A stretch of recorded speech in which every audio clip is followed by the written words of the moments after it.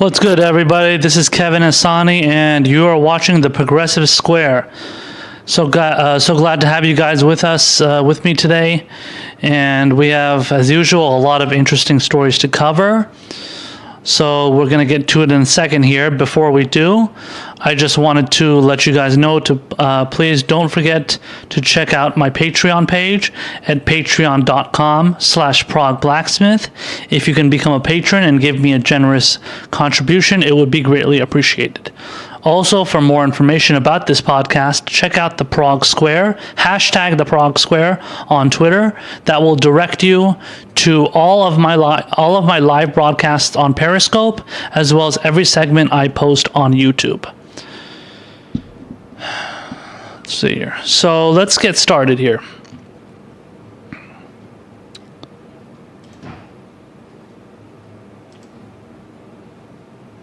Recently, there was a debt ceiling vote in Congress, and it was this is a battle that has been going on between Republicans and Democrats forever.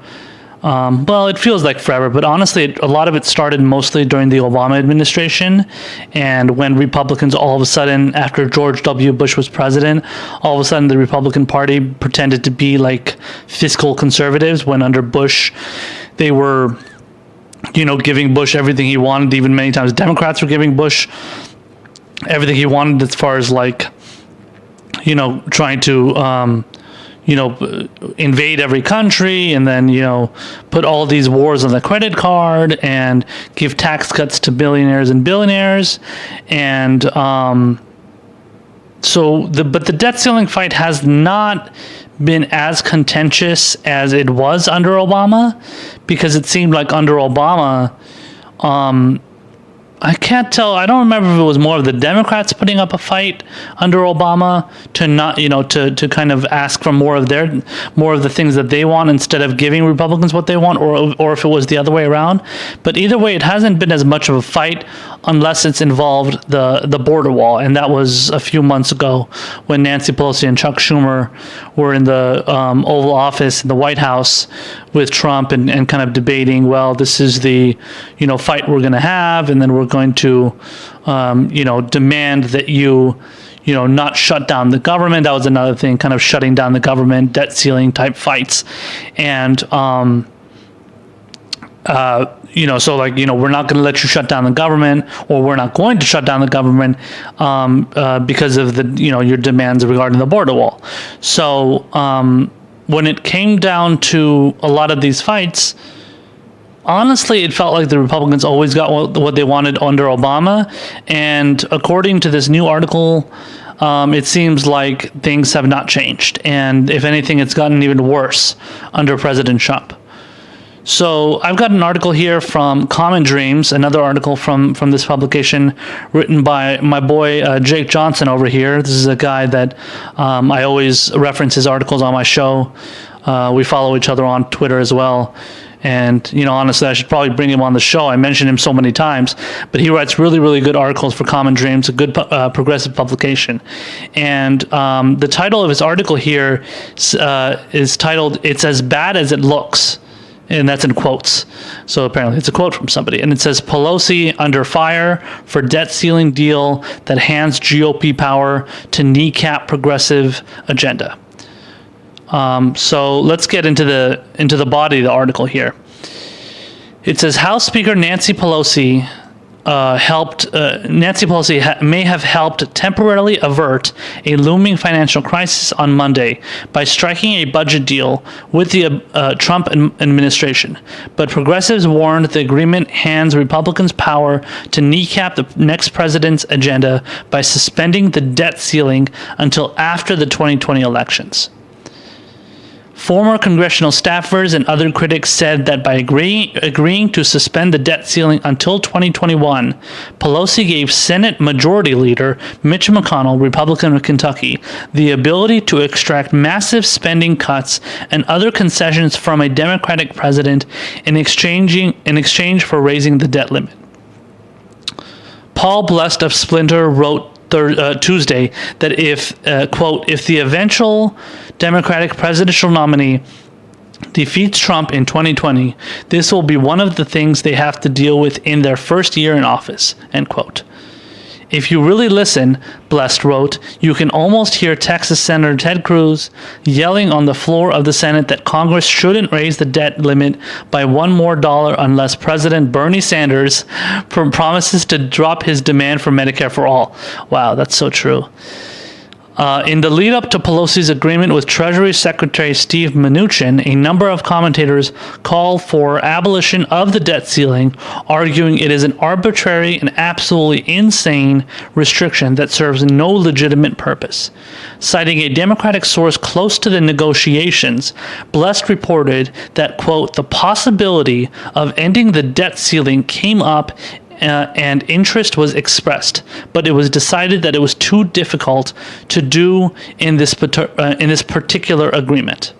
The biggest win of Pelosi's second stint as Speaker so far was holding the line on the government shutdown earlier this year, Blessed wrote. So Pelosi knows how to use leverage. She just didn't push hard enough this time for whatever reason. I think we know what the reason for that is. Continuing on here, it says Adam Gentleson, who served as Deputy Chief of Staff to former Senate Democratic leader Harry Reid, echoed Blessed's fears about the budget deal in an interview with Bloomberg, which reported Tuesday that 2020 Democratic presidential candidates are, quote, quietly expressing consternation that the agreement could set them up for a disastrous first year in the White House. The timing of it really bugs me, said Gentleson. It sets up a crisis of the first year of the next president's administration. We're letting them light the fuse on another bomb and place it squarely in the middle of the next president's first year in office. The Democratic leadership, said Gentleson, handed Republicans, who are favored to hold the Senate in 2020, a major weapon to completely derail progressive agenda items that 2020 Democrats have placed at the center of their White House bids.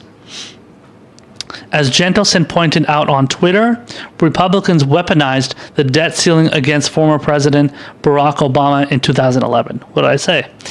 Pelosi's agreement with Mnuchin, which President, and that's Steve Mnuchin, who's the Treasury Secretary, which President Donald Trump applauded in a series of tweets Monday night, must be approved by the House and Senate. The deal would lift spending limits by $320 billion and hand the Pentagon a $738 billion budget, a $22 billion increase from the previous year. By the way, this is a piece of legislation that apparently all of the Justice Democrats, the squad, meaning Ayanna Pressley, Ilhan Omar, Alexandria Ocasio-Cortez, and Rashida Tlaib, they all voted for this increase in the Pentagon budget by $22 billion. All of them voted for it, and that's a huge, huge disappointment. It says here in a joint statement, Pelosi and Senate Minority Leader Chuck Schumer, Democrat of New York, hailed the agreement as a bipartisan compromise that will enhance our national security and invest middle-class priorities that advance the health, financial security, and well-being of the American people. Enhance our national security? That's not a good thing. How's that a good thing? Invest the middle class? I don't know. I'll have to look into the details of that one to really know what the investing in the middle class priorities will be. They're obviously keeping it very, they're keeping it very vague and not getting to the details for a reason. But we don't need to enhance our national security. And what happened to giving all this power to the fucking Putin puppet, the Russian agent or Russian asset, Donald Trump, all this power to get national security? So apparently this fascist president is getting all the national security power he wants by the Democratic Party. He's being granted that by the Democratic Party that calls him Putin's puppet and a Russian asset. So let me read the last few paragraphs here. It says, Brian Fallon, executive director of progressive advocacy group Demand Justice and former aide to Schumer, was not as enthusiastic about the deal. It was fun for a while to debate whether the Democrat who beats Trump should focus on election reform or climate change in 2021, Fallon tweeted. Now Republicans will make it a fight over lifting the debt ceiling. Quoting him further, it says, the negotiations over the debt ceiling clearly illustrate the asymmetry between the two parties, Fallon added. GOP is happy to preserve the debt limit because they know Dems will never hang it over a GOP president's head. On the other hand, GOP is happy to play chicken with it when a Dem is in office. That's very true. And, this comes from a guy, Brian Fallon, who was also an aide to Hillary Clinton. Like they said, they're Chuck Schumer, Hillary Clinton, and apparently Eric Holder, too, who was the Attorney General under Obama. So he is right. He's not a progressive, but he understands the situation. He is definitely not a progressive, though. So let's dispel any illusions about that. But when it comes to this debt ceiling deal, I don't think it was something like the writer Paul Blest, who writes for Splinter.com, which is a decent publication, not a mainstream publication, but it's a good publication. And he pointed out how for whatever reason Nancy Pelosi, what did he say here? Let me get his exact quote. It says, so Pelosi knows how to use leverage. She just didn't push hard enough this time for whatever reason. First of all, Nancy Pelosi does not know how to use leverage. If she knew how to use leverage, she would be getting all the things that she wants, and she never gets it. The only time she ever uses leverage on anybody when she's speaker or any position of power is when she tries to kneecap progressives. And ironically, this debt ceiling deal, I believe that this debt ceiling deal was done by Democrats knowing that it would kneecap progressive legislation in the future, for sure. Because you have to understand this whole fight that has been going on during this, ever since the kind of new Congress came in, especially in 2018, especially the Justice Democrats and a lot of the progressives that are part of the aforementioned squad that I mentioned and stuff. Largely they are progressive, but they've had some, unfortunately, also had some questionable votes. But ever since they have come into Congress, a lot of these establishment Democrats have become obviously very disillusioned with the idea of letting these people have any role in any kind of agenda for the party, and they've tried to again kneecap what those progressives are pushing for. Again, a large part of their policies are progressive. They have made some votes that are questionable, but majority of the time they have pushed for really good things. They've said really good things. They've made they pushed promised for pushing a lot of progressive agenda and everything. So for the most part they're doing the right thing, but they're getting a lot of, ironically, resistance from the resistance, and those are the people that are past Hillary Clinton voters, Obama voters, a lot of them, honestly, boomers and Gen Xers who prefer the pragmatic approach, quote, pragmatic approach, which basically just means like centrist, right-wing, ideas, honestly, and they're so out of fucking touch that they don't even realize how centrist and right-wing the things that their, Queen Pelosi and, the establishment, Chuck Schumer and everybody's pushing for. And they can't stand the likes of Alexandria Ocasio-Cortez and Ilhan Omar unless they want to defend them against right-wingers. Now, when it comes to defending, these women of color, these progressives against right-wingers, they love it because they can use that as a tool against Donald Trump. But when it comes to actual legislation, pushing for Medicare-for-all, pushing for free college, debt-free college, pushing for raising the minimum wage, pushing for ending the wars, all this stuff. I've realized, and I don't know why I was so late to this, maybe I was just naive, but I've just realized recently that a lot of these Democrats are so okay with like the pragmatic approach, the truly, truly pragmatic approach. And honestly, it's not even pragmatic. Let's not call it pragmatic. Honestly, just like the right-wing approach and the centrist right-wing approach of just doing the same exact things that Democrats have always done, and doing everything very, very slowly and very, very carefully, and not doing anything quote-unquote revolutionary. That's why they can't stand Bernie Sanders. For a long time, I truly thought that these people just like, they didn't like know any better. They were so like dumbed down by the Pelosi type rhetoric and the Schumer type rhetoric and just kind of what the establishment puts out there, and assuming that their ideas are actually really just progressive. But no, honestly, a lot of them, even though they call themselves progressive, and that label has been hijacked like crazy. I mean, I consider myself the Progressive Blacksmith, and I feel, I'm pissed because a lot of these people are jacking that label and pretending as if they're progressive when they're really not.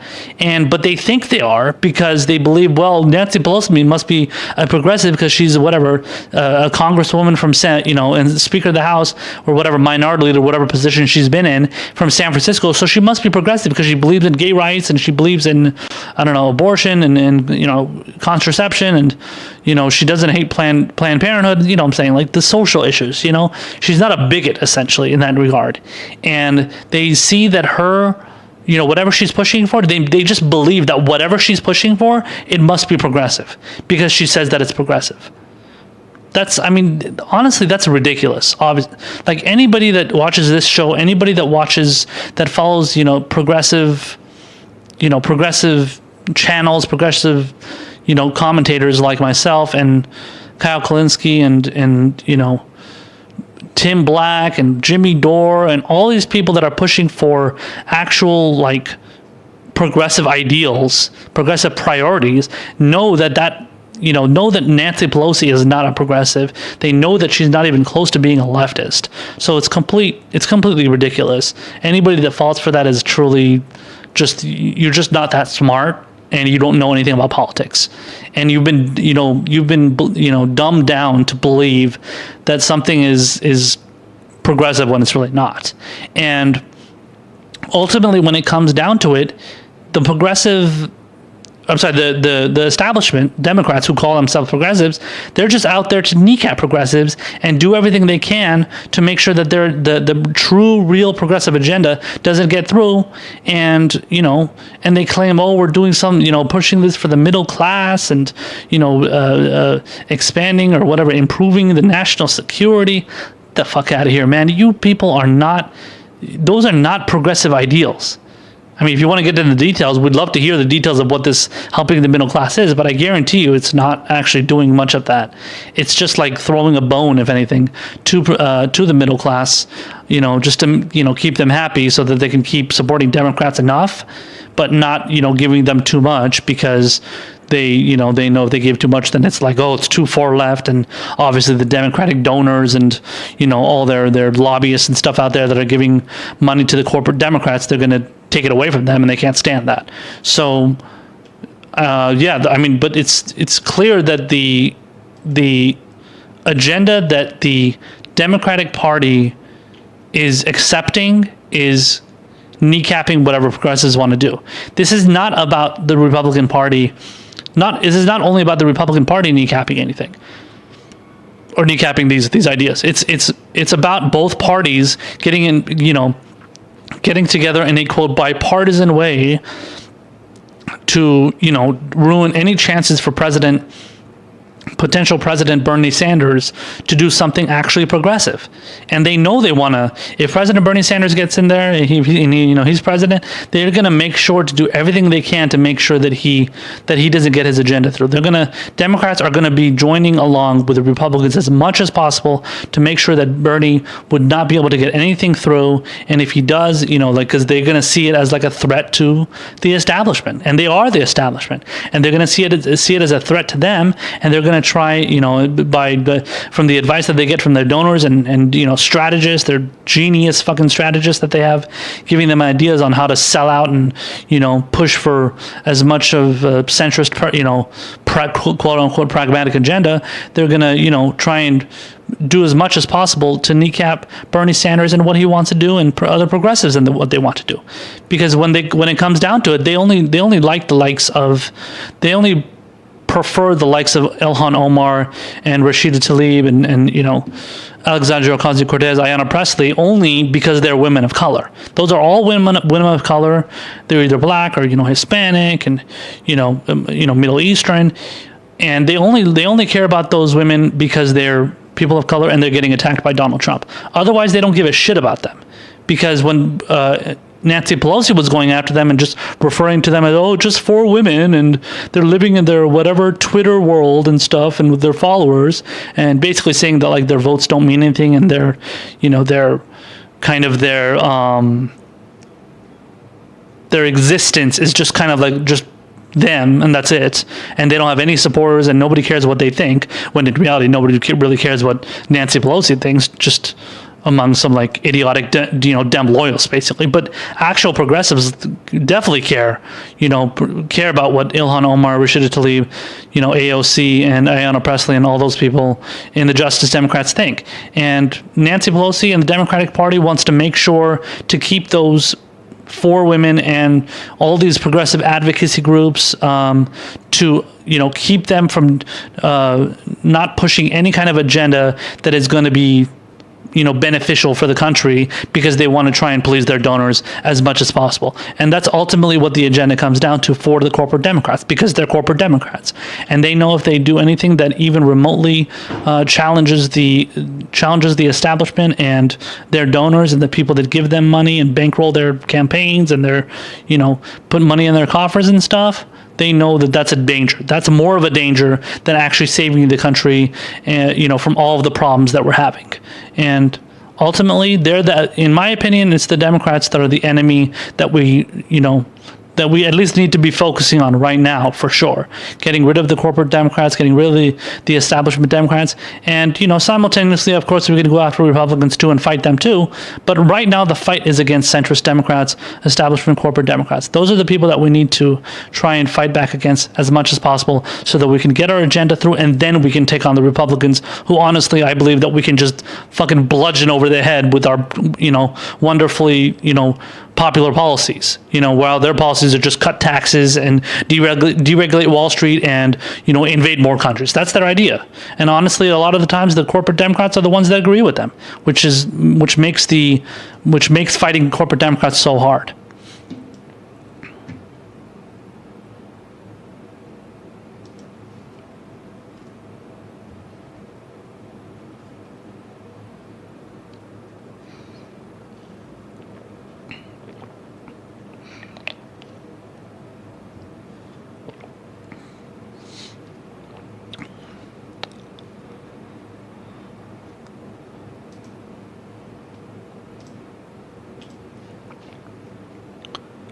Recently, there was a vote on a piece of legislation that was regarding the BDS movement, and which is the boycott, divestment, and sanctions movement, which is basically a pro-Palestinian. It's a pro-Palestinian movement, and it's a pro-Palestinian kind of, agenda, essentially, to boycott Israel as much as possible. And obviously this is something that is being resisted against as much as possible by AIPAC and various lobbying groups out there who can't stand the idea of Israel not having complete and total power over America and telling them what to do, and kind of molding their agenda, essentially molding the agenda of the United States. And this BDS vote was voted for by a lot of surprising people in Congress, and it was very disappointing to see who supported it.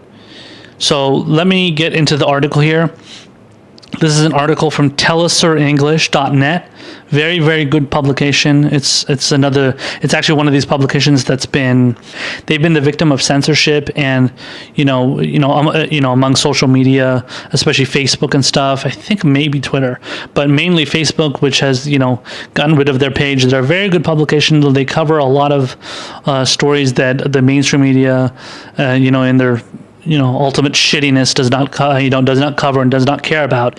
And they wrote a great article here titled "Tulsi Gabbard Squads Ayanna Pressley Vote in Favor of AIPAC Bill Condemning Pro-Palestine BDS." So let's get into the body of this piece, and we will discuss it as we go through it. It says the 2020 U.S. Democratic presidential candidate Tulsi Gabbard came under fire for voting in favor of condemning the pro-Palestinian boycott, divestment, and sanctions movement. The U.S. House of Representatives Tuesday passed 398 to 17, a non-binding resolution condemning the BDS movement. Gabbard is the only presidential candidate to vote for the bill. Two of the three Democratic members of Congress still running for president, Seth Moulton of Massachusetts and Tim Ryan of Ohio, were absent during the vote. House Speaker Nancy Pelosi, known for her pro-Israel views, was absent during the vote as well. That's very surprising, actually. The nonviolent BDS movement, founded in 2005 by 170 Palestinian unions, political parties, refugee networks, and women organizations, among others, has gained such renown that it was nominated for the Nobel Peace Prize.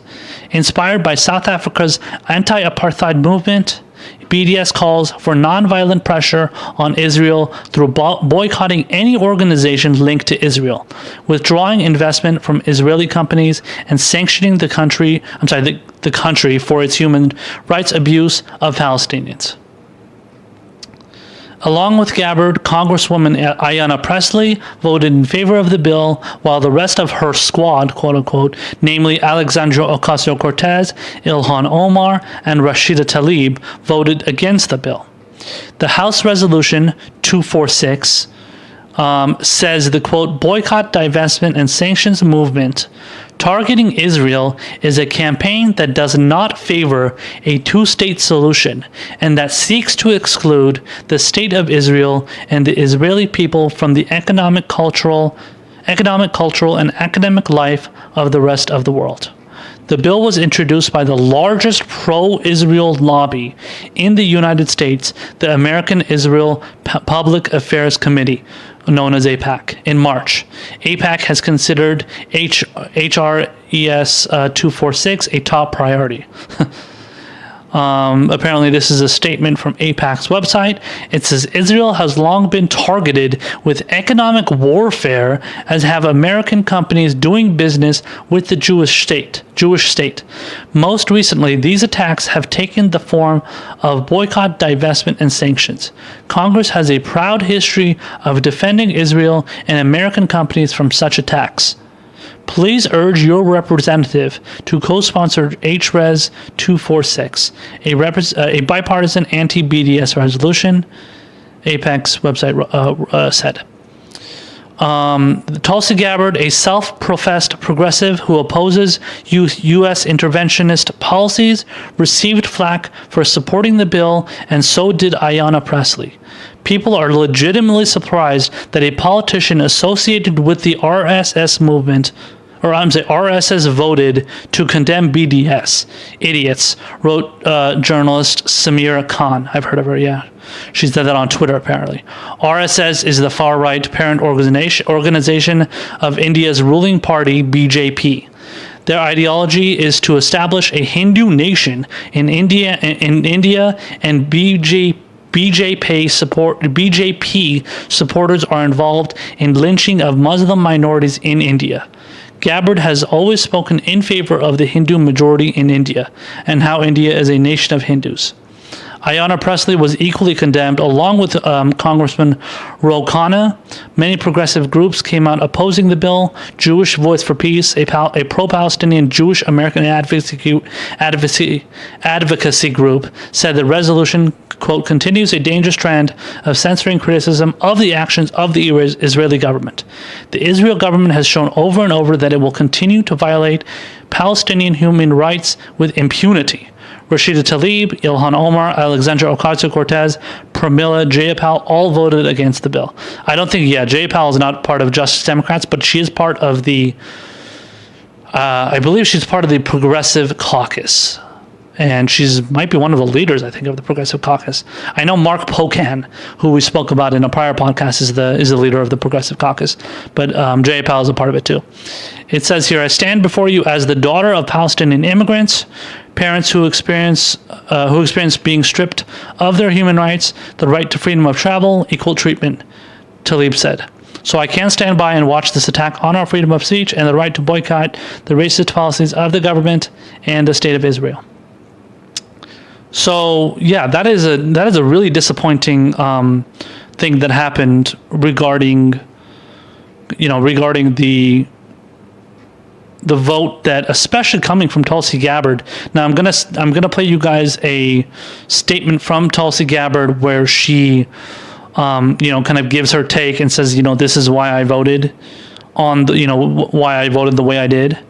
But the thing that stands out to me the most is the fact that AIPAC was so behind this legislation. I mean, that should be a red flag for anybody.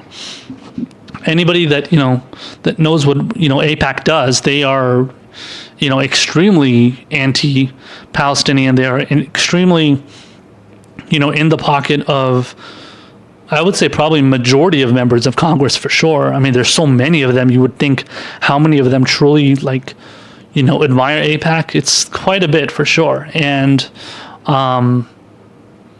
it's something that it just doesn't seem like they can get past it.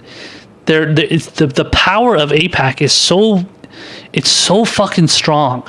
And they have this stranglehold. They have this chokehold on Congress and on the Congress and the Senate, and they're able to manipulate whatever. They're able to manipulate all these politicians and make them vote the way they want to vote. And anybody that speaks out against AIPAC and says what they're doing is not right, which, by the way, Ilhan Omar is one of the people to have done this, and she's gotten a lot of, unsurprisingly, a lot of flack for it, but she has spoken out against AIPAC and the power that they have over the Congress, and she's been called anti-Semitic for it. And anytime you criticize anything that AIPAC does or Israel does or Netanyahu does, you're called anti-Semitic. So you can't say anything against these people unless they're going to have some sort of stupid response where they're going to pretend like you're doing something that's, you're anti-Jewish because you don't agree with everything that Israel and AIPAC wants.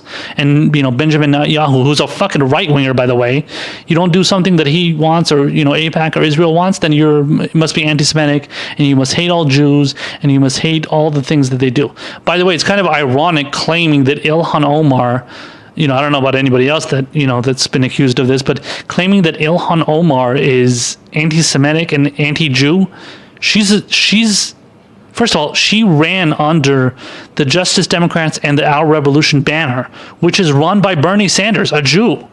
He's a Jewish man. So how is she anti-Jew and anti-Semitic when she has the support? Bernie supports her and has worked on him with legislation. She was standing behind him when he was pushing when he was, he was announcing his student loan debt legislation, the one that wipes out $1.6 trillion in student loan debt. Ilhan Omar, Alexandra Ocasio-Cortez, I think Pramila Jayapal that was there, Tlaib might have been there too, Presley too. They were all there, but Ilhan Omar was there. So how is, she's been there with Bernie Sanders, working with him on legislation. So the whole anti-Jew, anti-Semitic shit is complete bullshit, and they just use that as as their own identity politics, their own identity politics kind of, move to try and silence any dissent against the Israel lobby or Israel or, AIPAC or anything like that, or Netanyahu or whatever. So first I wanted to read a statement from Ayanna Pressley's, and this is from an article from Mandaweiss, which is another great publication that kind of they report on like news that's going on between news regarding Palestine and Israel, and I would say they're very pro-Palestine, which is good. I think it might be run by a Jewish individual. I'm not sure, but either way, it's a very good publication. They do good reporting. So I wanted to read this statement from it's Ayanna Pressley. And it's a little long, but check it out here. And then this kind of just, it's like her explanation for why she voted the way she did. It says, as I have noted many times before, I arrive at my decisions in close partnership with community. Today I cast a yes vote on H-Res 246 as an expression of solidarity with Jewish families and with marginalized communities that continue to face heightened threats to their safety in this volatile moment driven by hateful rhetoric from the Trump administration. Today's vote gave us a very narrow and rushed opportunity to engage on an issue that warrants much further meaningful dialogue with the voices of all impacted at the table, to say the very least. As a dedicated advocate for survivors of violence and trauma, I will continue to support a two-state solution. I am also proud to be a co-sponsor of H.R. Res. 496, Representative Ilhan Omar, Rashida Tlaib, and Representative John Lewis's resolution that opposes any and all unconstitutional efforts to undermine and limit the rights of individuals to peacefully protest and engage in boycotts. I was raised in the tradition of protest and organizing, and I support our ability to raise our voices through peaceful protest and action is a sacred right that has played a pivotal role in this nation's history. We can call out and question the tactics of a movement, but we should never question or marginalize the lived experiences and voices of those who call out for civil rights and liberties, including the Palestinian people. So apparently this wasn't enough for the critics on Twitter. I think I was one of them that also commented on this. I might have left a tweet or two in response to what Pressley said, or just her vote in general. I definitely said that I was disappointed that Pressley and Gabbard voted for it. But apparently, yeah, people were asking for more explanation here, and then she gave even more of an explanation. And this is actually longer than the part I just read. So this is on Twitter. Apparently, like it's like a thread. It's a whole thread of like tweets, and whoever wrote this article, they kind of pieced it together and just put it together, and it's all those threads put together. So let me read this, and then we'll talk about it on the other side. It says, I grew up on my mother's hip at organizing meetings. I would not be here today without the concerted protests and sacrifice of generations who fought for civil rights and liberation. I'm a proud co-sponsor of Rashida Tlaib and John Lewis's H.R. Res. 496 because of that fundamental belief. There are a lot of anti-BDS bills out there that infringe on First Amendment rights at the state and federal level. In my view, H.R. Res. 246 wasn't one of them. What I heard resounding in my community was that voting yes on this resolution affirms to my constituents raised in the Jewish faith Israel's right to exist, a view I share as a supporter of a two-state solution. Like Congressman John Lewis, I believe that I can hold these strong views about opposition. Protest is sacred and activism is critical. If S1 were to come to the House floor, I would vote no. We can call out and question the tactics of a movement, but we should never question or marginalize the lived experiences and voices of those who call out for civil rights and liberties, including the Palestinian people. This resolution does not mitigate the pain and trauma of the Palestinian people, and as with my co-sponsorship of the McCollum bill, I will continue to be a strident voice critiquing conservative Israeli policies. Dissent is patriotic here, and with our allies, we each take these votes alone, but aim to represent the districts we serve. My position is similar to that of Representative Roca, Senator Elizabeth Warren, and Senator Sanders. But I speak only for myself when I share my deliberative process here. This was not an easy vote. In my early months in Congress, it has been clear rushing votes to the floor entrenches the status quo and hamstrings our ability to talk about nuanced issues. I made clear that with leadership, this bill never should have been fast-tracked. It was, in my view, reckless for many reasons. I remain your steadfast partner in the Massachusetts 7th District, even when we may share different views on a vote or an issue. Let this moment be a catalyst for continued honest dialogue on issues of consequence for all of us. So all I can really say to that statement, which that the longer one was very similar to the first one, is that if you were, again, you don't like the idea of a bill being rushed to Congress, then you shouldn't have voted for it. Because as we read earlier from the other article from Telesur, apparently a lot of these some of these politicians, even the two other ones, Seth Moulton and Tim Ryan, who are running also for president, they actually were absent. So was Nancy Pelosi, which is very surprising, seeing as how she's so pro-Israel. And the fact that they can vote absent, but then Ayanna Pressley votes for it, Representative Roca voted for it as well. It's very surprising to see that they would vote in favor of this legislation. But specifically to Ayanna Pressley, why would you vote for something when you say yourself that the bill was rushed and it was fast-tracked? So just don't vote for it. Just be absent. What benefit do you get out of voting for it? I don't really but she says because this is a path to a two-state solution, and that if we don't do it, it's going to lead to further problems. I mean, I don't really know if that's true. Based on what I see and based on the research that I did, that's not the case. I think that's just I don't want to say that she's taking I don't want to say she's taking talking points from AIPAC, but that seems like something that AIPAC would say to someone to some extent or another. Well, no, not really, because what AIPAC would say would just be wanting to have a one-state solution essentially, and that would just be Israel. But I mean, honestly, it seems like she probably might have listened to a little bit of what the Jewish lobby said, and a lot of that is, well, what they refer to as the Jewish lobby is J Street, kind of similar to K Street, which is just the regular kind of lobbying part of Washington, D.C. But J Street is the Jewish lobby. And, there's many other groups that are much, that are pro-Israel, just like AIPAC. But that's really the only conclusion that I can reach is that Ayanna Pressley is taking a lot of her talking points, at least what she said here, taking it from Israel lobbying groups and AIPAC type groups. And it's unfortunate because she's better than that. And the fact that, she's using this catalyst of civil rights and fighting for the people and doing what they ask of us and all this, that's, sorry, I don't really believe that. That's bullshit to me. I think that's a cop-out to me. But whatever. I mean, at least she gave a statement. Honestly, a lot of these politicians don't really tend to give a lot of statements when they make these kind of votes.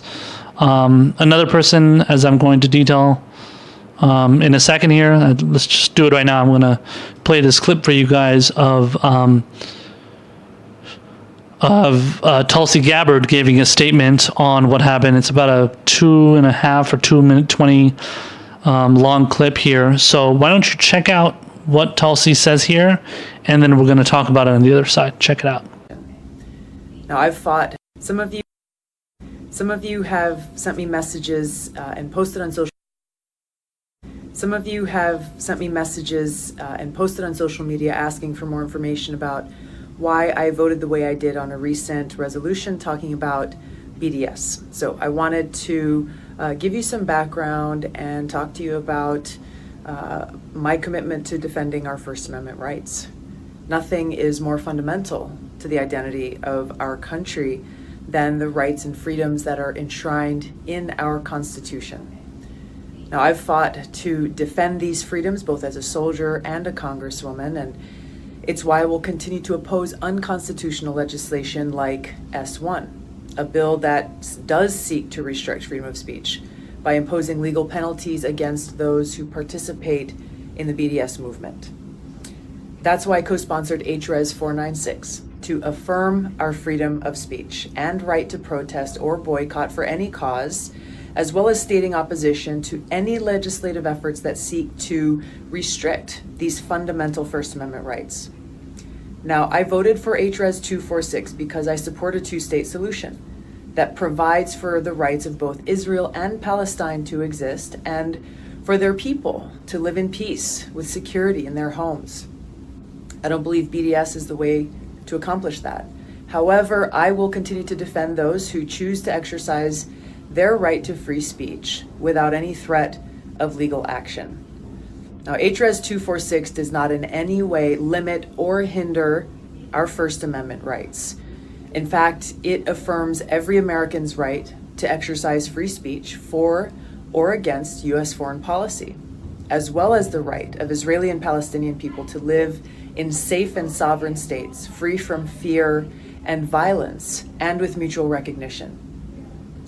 The right to protest the actions of our government is essential if America is to truly be a free society. So no matter what our disagreements are about various political positions or choices that our government makes, we can all agree that every American should have the freedom to make those disagreements known and to protest peacefully in support of their views. I mean, that's a decent statement, I think. I'm not as hard as other people are currently being against Tulsi and saying that she,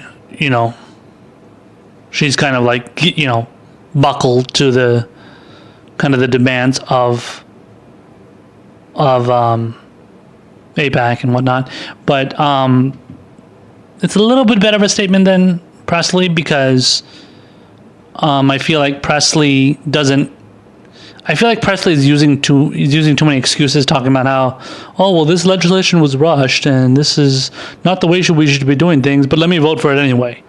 Whereas, and to be fair, Presley also mentioned free speech and right to protest and stuff like that, but that's really that's a low standard. Like, oh yeah, you're right to protest, but then like, what if you? But then how about like actually listening to what the BDS movement says? Because if you really think about it historically, what the BDS movement has tried to do whatever they have done, it's been a hell of a lot better than any kind of negotiations that have gone on where they've talked about. So like when they've done the whole BDS move, the whole two-state solution conversation, that whole conversation honestly has gone nowhere ever. It has never gone anywhere when Israel and Palestine have discussed that specific kind of, done that kind of negotiation. I mean, if multiple times when, especially under Barack Obama, a lot of times under President Bush too, of course, but many times, the times under President Obama stood out to me the most because I assumed that Obama would be much more diplomatic in standing up for the rights of Palestinians. The last president to do that was, I believe it was Jimmy Carter, or was it Clinton? Yeah, I don't know. I was so young back then, I don't remember. But those two guys were much more better with it than Obama was. And Obama was much better than Democrats are right now. And when Obama wasn't that good. But it seemed to some extent that Obama, he didn't have as much of the blessing of the Israel lobby. If anything, they really kind of hated him, but he didn't have their support as much as a lot of Democrats do these days, especially the likes of Pelosi, Chuck Schumer, who's Jewish. The only Jewish member of Congress that I can think of that does not, give into anything that AIPAC does is Bernie Sanders. But Bernie Sanders also doesn't support BDS. And when he's been questioned on it, he's reacted very defiantly in a conversation that he was having with AJ Plus journalist Dina Tekouri, I believe her name is. He was just kind of pushing off and kind of pushing away and kind of refusing to answer the questions that she was giving to him, that she was asking him, and he just didn't really seem very patient in wanting to respond to these questions that were honestly really legitimate.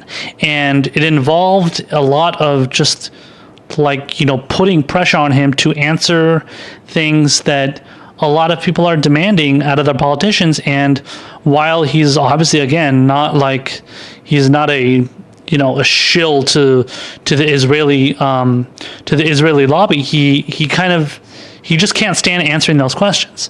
And I almost feel like he wants to keep a certain kind of constituency happy by doing that. And I don't know if he ever mentioned like the fact that it's BDS is a detriment to the two-state solution and stuff. But like I said before, the whole idea of the two-state solution, anytime the Palestinian government has tried to offer any kind of ideas for an agreement for a two-state solution, Israel has slapped it down every single time. They've never agreed to it. So to claim that the BDS movement is somehow, infringing on the possibility of having a two-state solution, but we've never had any success with any kind of two-state solution. So how is it gonna be any better without BDS than it is with BDS? At least with BDS, you put pressure on the Israeli government, which pretty much gets whatever it wants from America. We give them all the weapons deals and all the protections. We give them Iron Dome. That's what Obama did. Obama was the person that gave Israel Iron Dome. Even Bush couldn't do that. So, yeah, I mean, anything Democrats do, and obviously Republicans do everything for Israel, so that's out of the question. But anything Democrats do, no matter what, the Israeli government is going to demand that they do more. So you give them an inch, they're going to take a fucking mile, and nothing can work. It just doesn't seem like anything works except BDS. So when you talk about how this is a detriment to the two-state solution, I think that's a cop-out. I think that's a bullshit tactic that gets them out of supporting BDS, which ultimately is the only real solution right now. Whereas any other solution, there is no other solution. So what is the solution? BDS. So if you don't support BDS, at least offer up something decent. And all these politicians that are saying that they're fighting for the idea of a two-state solution and you support the idea of that, I want to see a policy. Or you even go to Israel, go to Palestine, go meet with the leaders there, and tell them this is what I support. Come out in support of it instead of just saying, "Oh, I support free speech and protesting." That doesn't mean shit, because ultimately, that's what BDS is doing. They're protesting and pushing for more rights for the Palestinian people. You claim to be in support of that, but then you don't push for any kind of ideas or solutions to make that possible for Palestinian people. And I just think it's a cop-out, and I can't, I'm really disappointed in Tulsi Gabbard and Ayanna Pressley for advocating for these, voting in favor of this legislation, and then whether it's binding, non-binding, whatever, it doesn't matter. We have to have higher standards than this. We can't accept this kind of stuff, especially from progressives, so-called progressives like Presley and Tulsi Gabbard, who's running for president, who other people are also very, they're very concerned about this vote by her, and so am I. I'm not saying that she's betrayed us or betrayed the progressive movement or anything, but it's very, very disappointing, and I would expect much better from her, regardless of her statement here.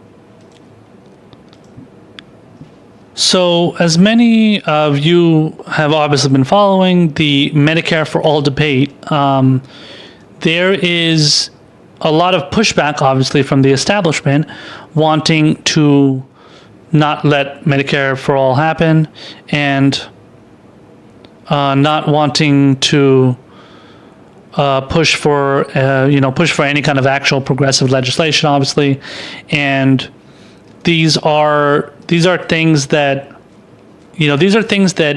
the establishment obviously has been trying to prevent from happening as much as possible, because they love Obamacare so much, and they're so beholden to the insurance companies that they feel the need to do whatever they demand. And if you, God forbid, go against what they want, then you are, you're too radical and you're too left wing and stuff. So obviously, as kind of unsurprising as it is, the establishment has decided to back their own piece of legislation, and this is something that is being spearheaded by the group Center for American Progress, which is a corporate-funded, centrist, pro-democrat, pro-establishment group.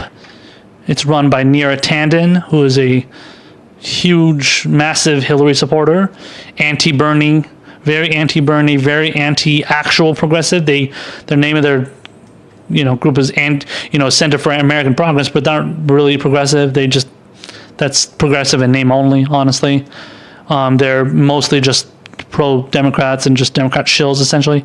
So I wanted to read you guys this article from Vox.com. It's written by Ezra Klein, and it's basically like a pitch for Medicare Extra, and it pretends that Medicare Extra is so much better than Medicare-for-all. So let's go through this article here. It says the title is How Medicare Extra Gets to Universal Coverage Without Single Payer. So the body of the article says, you can think of the Center for American Progress's Medicare Extra plan as simultaneously trying to answer the leftist critique of Obamacare and the centrist critique of Medicare-for-all. Like Medicare-for-all and unlike Obamacare, it's universal. It uses Medicare's pricing power to hold down costs, and it rebuilds the entire health system around public insurance. But like Obamacare, it's designed to minimize middle-class tax increases while stepping gingerly around people's fears of change and mistrust of the government. And so, unlike Bernie Sanders' Medicare for All, it holds on to much of the employer-based private insurance market and includes means-tested premiums and cost-sharing for all but the poorest Americans. We are balancing two considerations, says Topher Spiro, Vice President for Health Policy at Center for American Progress. One was employer coverage, particularly large employer coverage, is working for many people and they're satisfied with it. I don't know what they're basing that on, but okay. It says they fear disruption, whether that's rational or not. But there's also this trend of increasing deductibles in employer coverage, which we address by allowing both employers and individual employees to opt into the Medicare plan.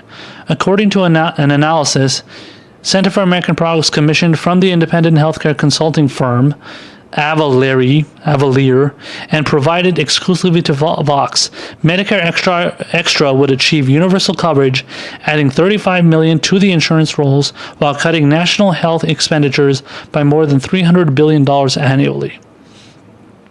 Avalier, which uses a methodology meant to mimic the Congressional Budget Office's approach, also estimates that the Medicare Extra would cost the government between $2.8 trillion and $4.5 trillion more than it's spending now over the first 10 years, depending on how much you structure the cost sharing. Center for American Progress is quick to note that at the lower range, the plan could be financed entirely through wealth taxes and other levies on richer Americans.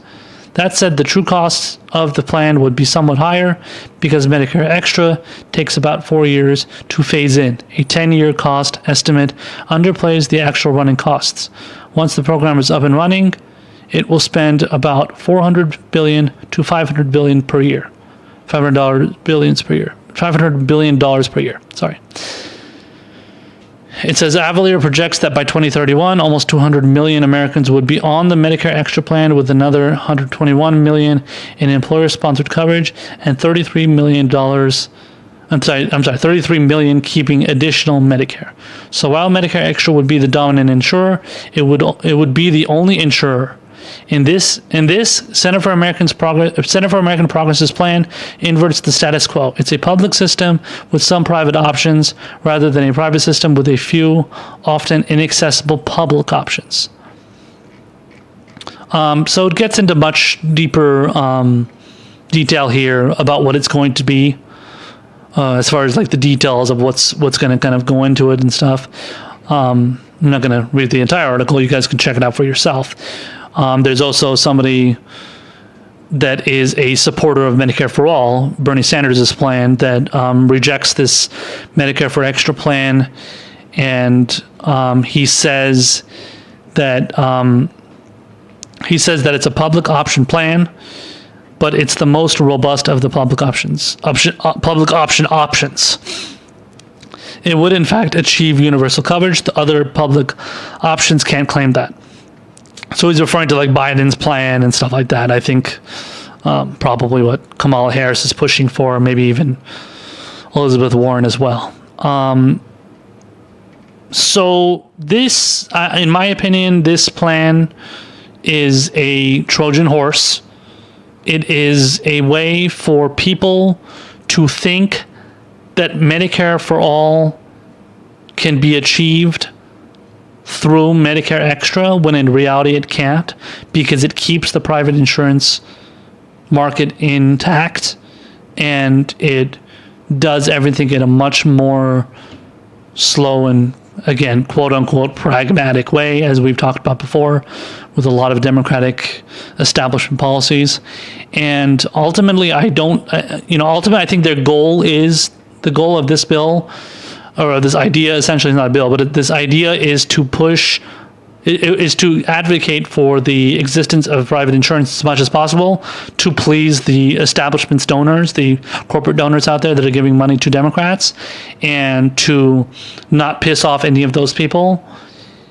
And but to then pretend like as if it's, oh well, this is such a wonderful piece of legislation. It's giving, it's insuring 200 million people, and it's, whereas the Obamacare is not it's only insuring, 30 million people. Yeah, that's nothing, obviously, but so because this is it's 170 million people more, it's a lot better. And then we're keeping the people that have their insurance, that have their insurance plans, we're keeping them on there, and that's wonderful. And we need to keep that as much as possible because people love their insurance so much. Now, apparently that's according to polling. I don't know. Again, I've always been a critic of polling.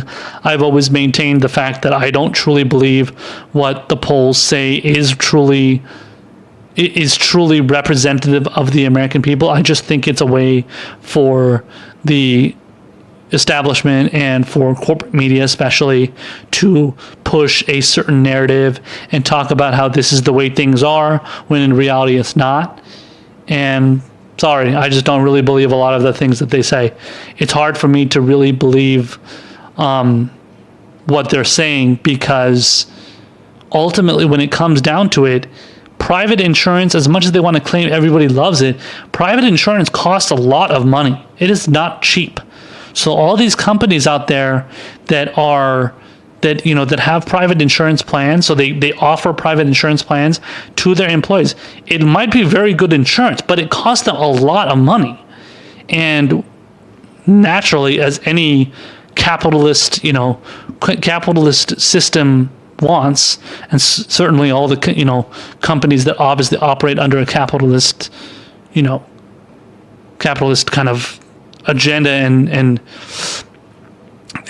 way of going, it's, you want to keep those things intact to please those insurance companies, the people that make profit off of the fact that people get sick and then they have to spend all this money. Now, to be fair, again, like I said, the insurance that you get under private insurance, I'm sure it's very good. The quality of the insurance, under employees, depending on the company, of course. So depending on which company you're working for. If you're working for like a big corporation and you're like a mid-level, maybe even high executive. I mean, the high executives have a ton of money, so they probably don't even really need insurance because they can spend their out-of-pocket, especially money on, or at least a majority of their money on out-of-pocket on whatever health coverage they need. But when it works for the people that are within that little that little group, that little group of people that are, again, mid-level, the mid-level status of like a big corporation where they, receive that insurance. But when you're talking about lower level people, you're talking about workers, you're talking about people that, that are not making $100,000 a year. They're basically making like somewhere between 50 and maybe roughly $50,000 to $75,000 a year, if not lower. You're talking about people that they're not going to enjoy, they're not going to love their insurance. Their insurance at best is decent, and you don't get to keep the doctors that you have, and you don't get to, you don't get to get the kind of coverage that you truly want, and you probably have to pay a decent amount in premiums, copays, and deductibles. You probably have to, I'm sure a lot of it has to come out of that. And under a Medicare-for-all system, everything is one. Everything is one whole thing. It's universal. Every industrialized country, Scandinavia, Europe, many countries in Europe, whether it's France, UK,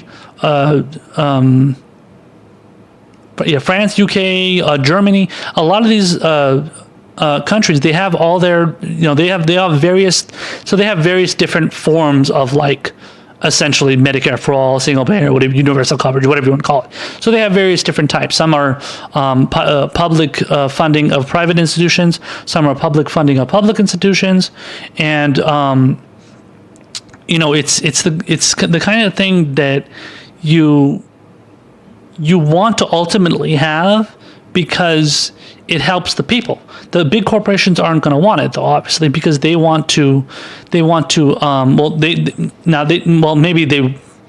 don't want it because they want to some extent, they want to give in to the kind of the expectations of those insurance companies who are giving them insurance plans. But ultimately, the fact that that it costs so much for them to have this insurance, you would think that maybe they're just not educated on it, but ultimately it would be in their best interest to have Medicare for all, so that the costs are lower for them and the costs are lower for the people too, mainly for the people. I mean, I don't really could care less about the company, because the company is already, they're already making enough money as it is. But they're obviously going to want to pay less, so it's in their interest too. But ultimately, it's in the best interest of regular people, and regular people that are suffering under a system where they have to pay so much out of pocket, they have to pay so many premiums and copays and deductibles that it's just unsustainable, and it's going to basically make them bankrupt. And that's what happens. That's what people do. They have to pay so much for, cancer treatments and various surgeries that they have. That's how it is in America. You know how it is in Canada? You don't have the deaths and bankruptcies from too many medical bills, too high of medical bills, deaths from just, people dying from just like not being able to get healthcare, that kind of stuff in Canada, UK, Germany, all those countries, zero. It does not happen. In this country, it happens constantly. We have up to 45,000 deaths a year for people dying per year just from lack of decent healthcare. Decent healthcare. We're not even talking like best healthcare. We're talking about decent healthcare where you're able to stay alive and have a good quality of life. People can't even get that in this country. And then we're talking about, Medicare Extra.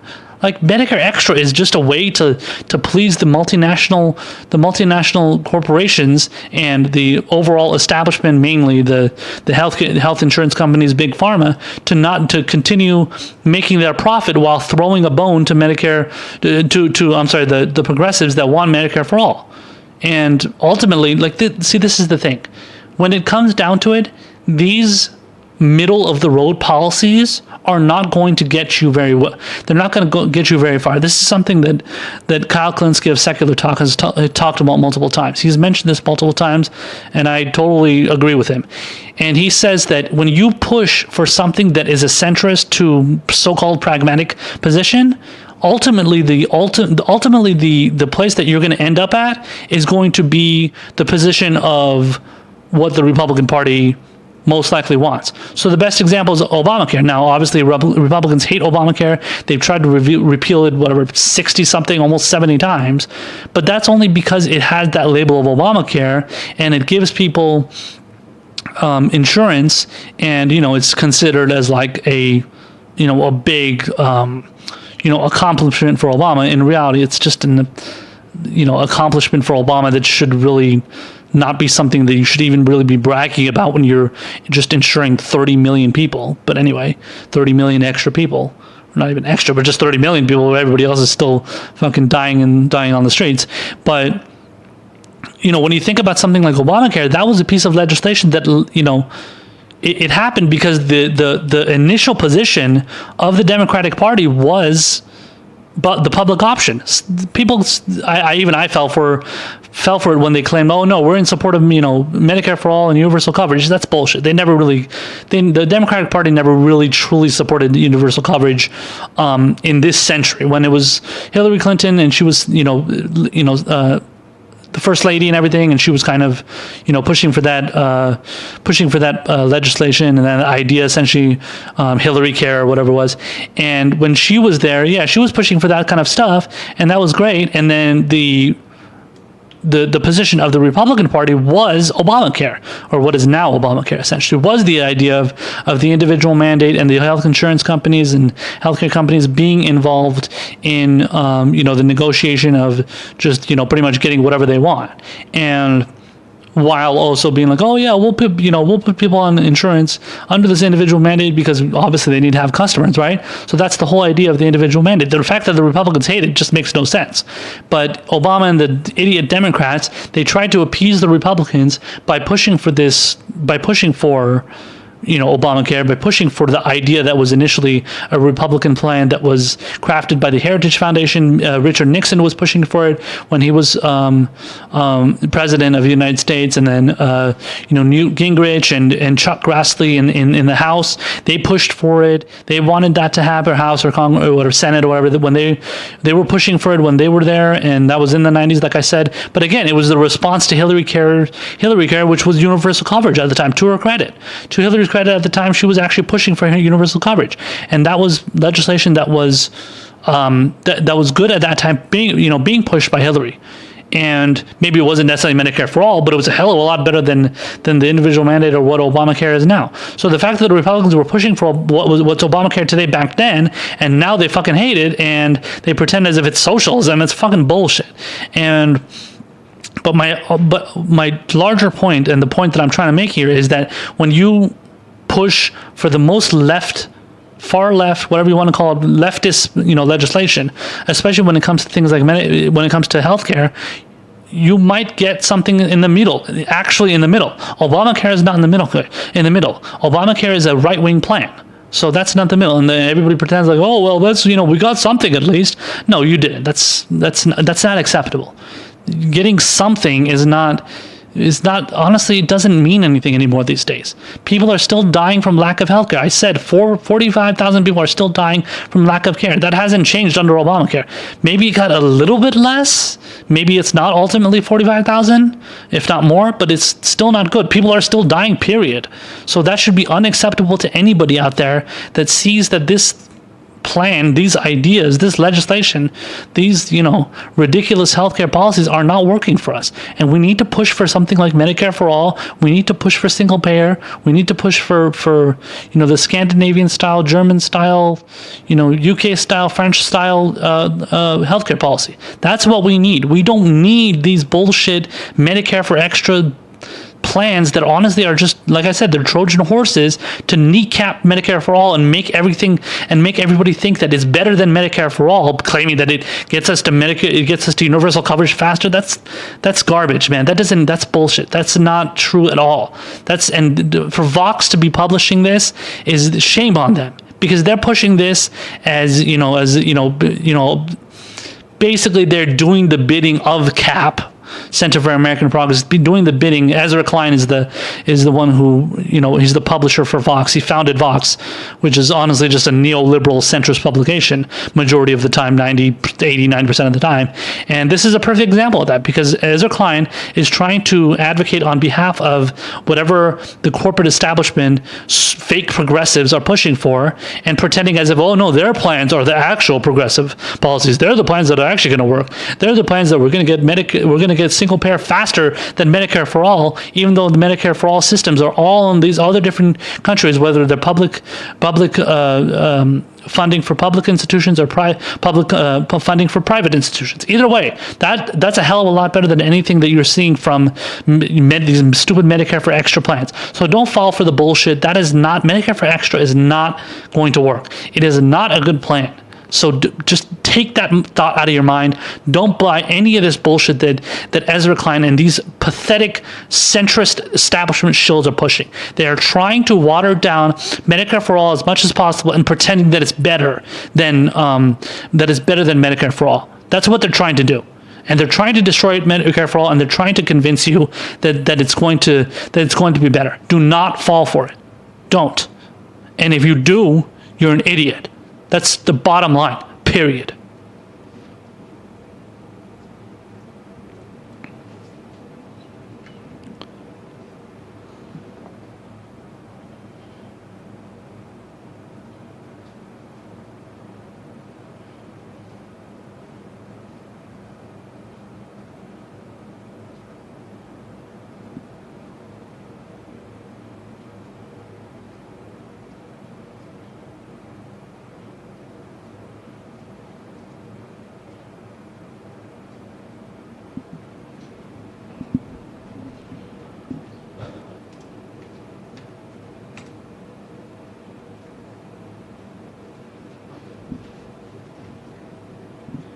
There's a woman by the name of Roca, and apparently she is an MSNBC analyst. MSNBC, she's a contributor or whatever. She appears on MSNBC a lot, and I was looking at old videos of this lady. She's very heavily pro-Russia Gate and pushing for all the, Trump is a puppet of Vladimir Putin and Russian acid, shit like that. I didn't look into the details, but based on clips that I saw on YouTube, she's heavily in that camp. Not surprising at all. Apparently she's a lawyer or something, and so she pretends she's like an expert on this shit. And she appeared recently. This was actually last week, so it was actually last Sunday. This actually happened the day. It happened the day that I was doing my show. Last week, so it happened that day. So I wasn't able to cover it that day because of because of the fact that it happened that day. So I had already come up with my agenda for for kind of like doing what I was going to do as far as not my agenda, but my the stories that I was going to cover. So I couldn't add this to the docket. So I'm covering it for you guys today, and I wanted to play it for you. I wanted to play for you this segment where Roca, along with many other, three other guests, apparently, they have a discussion about Elizabeth Warren and Bernie Sanders taking part in the same debate. So they're going to be, if you guys don't know, Bernie Sanders is going to be in the debate with Elizabeth Warren. It's going to be taking place, I believe, on Wednesday or Thursday. I don't know if they're in the second debate or the first debate, but apparently Warren and Sanders, they're going to be on the stage together, and that's very important because it's going to kind of show the differences between them. And there's a lot of people out there that are Warren supporters, but then there are Bernie supporters as well, and they're fighting. I'm definitely one of them. I've been fighting a lot of Warren supporters who pretend as if Warren is better than Bernie and she's more progressive or whatever, and her debt-free plan, her student loan debt plan is better than his and shit like that. So, but this Roca person said something absolutely ridiculous about Bernie Sanders during this segment where they were discussing the differences between Warren and Bernie. So let me play you guys this clip, and then let me know what you think, or we'll talk about it on the other side. So check it out. Selena Maxwell, I just want to have you weigh in here as you look at these two candidates side by side, what the differences are. Yep. And I guess a huge one is just how they regard themselves. Bernie Sanders, avowed democratic socialist. Elizabeth Warren, believer in the markets with regulation, a more nuanced, a better patrolled set of markets than we have. Well, I think it's interesting that you use the word nuanced, because that's actually what I'm thinking about as I compare them.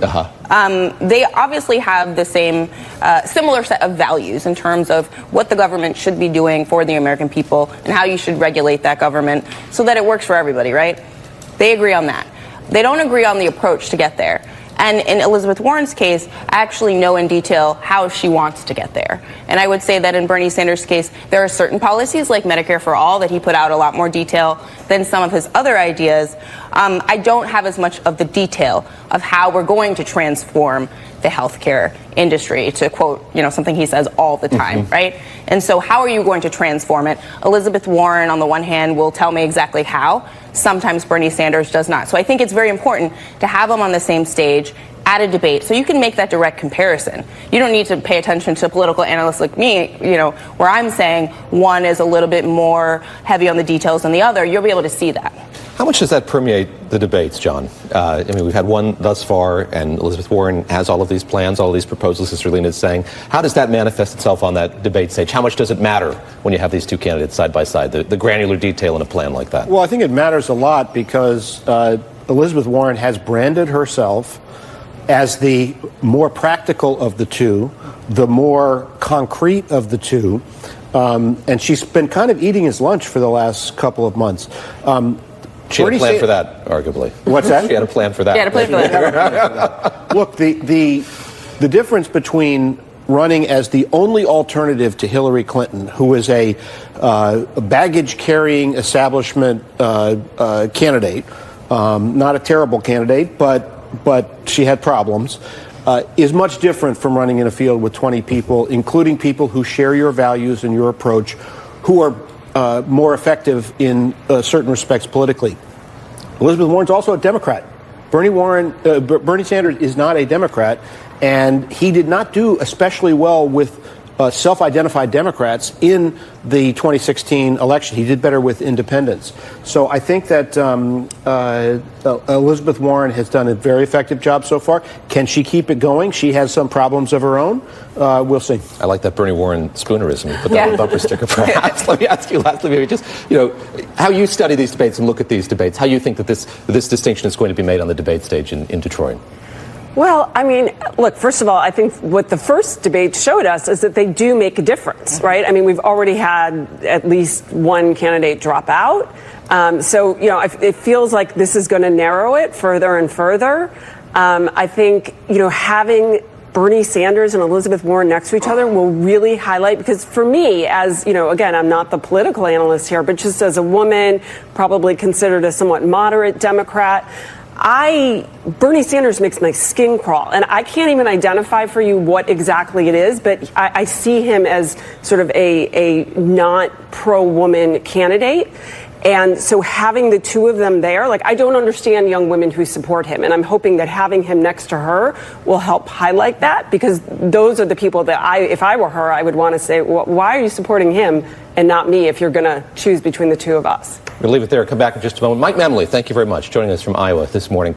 Wow, good job there by the host there, really pressuring Mimi Roca after she tells the viewers and the rest of the people on that panel about how Bernie Sanders makes her skin crawl. Oh my God, look at my skin right now. I have goosebumps. It's making it crawl because Bernie Sanders, being pro-choice, being a defender of women who have suffered through physical abuse from their partners, has defended women's rights, has taken on violence against women. That's what I was referring to, especially through legislation, which he did, especially for his own state as well, because apparently that's something that was going on very much during the time when they were debating the crime bill. And Bernie Sanders has been an advocate for that. He's been an advocate for for Planned Parenthood. He's stood up for the right for abortion. Like I said, pro-choice. He's been in favor of contraception use for women, for any women's issue you can put out there. Bernie Sanders was somebody that was advocating for abortion. He was advocating for Roe v. Wade before it even existed. I did a segment on this. It was one of my first shows. I think it was like maybe my second or third episode of this, of Progressive Square, as it was before it was Progressive Experience. But of the Progressive Square, version of my show, it was like my second or third show, and I talked about how Bernie Sanders was advocating for Roe v. Wade, which is being pro-choice in favor of abortion. He was doing this before it even existed. When it was unpopular to stand up for abortion, this was something that Bernie Sanders was doing. And then this Mimi Roca person actually has the nerve to talk about how Bernie Sanders makes her skin crawl. Like, either you don't, it has to be one of two things. Either you just despise Bernie Sanders, or you don't know about these things that I just listed about what he supports and what he doesn't support. And largely, let's just be honest, largely what she is saying is it is in favor, it's a position that is in favor of feelings. What makes you feel this way? So how do you, if you feel creeped out by Bernie Sanders, you feel like he's not pro-women, you don't feel like he cares about women's issues, that's what it's all about. It's all about the feeling that you get. That's why she says it makes her skin crawl, because it has to do with how this person feels emotionally. Now, I'm not saying that women are emotional. I'm saying men can be emotional too. It has nothing to do with the emotion of women. What I'm saying is that it's an emotional attachment to that kind of that psychological frame of frame of thought. It's this idea that this guy, this old dude who's 78, 79, however old Bernie is now, 77, I think. He's an old dude. He's I don't know. He talks really loud. He has a Brooklyn accent, and he has a lot of Bernie bro supporters. That kind of shit. This person. No way this person can be pro-women. No way. Look at him. He's an old dude. Old dudes don't support women. Old men only care about older old men. They're curmudgeon grandpas who are yelling at a cloud in the sky. You damn cloud, and then yelling at the kids to get off his lawn. That's all Bernie Sanders cares about. He doesn't care about women who are in a situation where they have to get an abortion or they're going to die. Or their fetus, their essentially the fetus inside of the womb, and the eventual baby that is inside the womb. Unfortunately, it dies, and they, the child has a birth defect or something, and they have, the woman has to get an abortion. Whatever reason she has to get an abortion for, or whatever reason that she has to, rely on Planned Parenthood and rely on the rights that women have. It doesn't matter. It's just, we have to make sure to portray this old guy, this old curmudgeon grandpa, as somebody that doesn't like women because my feelings tell me that that's how I have to feel. So it's based on absolutely nothing related to facts or data or any kind of like proof. Like, this woman clearly has not done her research on Bernie Sanders. She doesn't know anything about Bernie Sanders. And just like I said before, like, this is a guy that stood up for women that were being beaten by their spouses. He stood up for women that were fighting, that were suffering through violence by spouses. And, by their own spouses, men, obviously, majority of the time. And whether it was physical, whether it was mental abuse, whatever kind of abuse that these women were going through, Bernie Sanders he actually risked his vote for the horrible, disastrous crime bill that was pushed by First Lady Hillary Clinton when she was First Lady under Bill Clinton, and also by the likes of Joe Biden and a few other right-wing Democrats, and just conservative Republicans in general.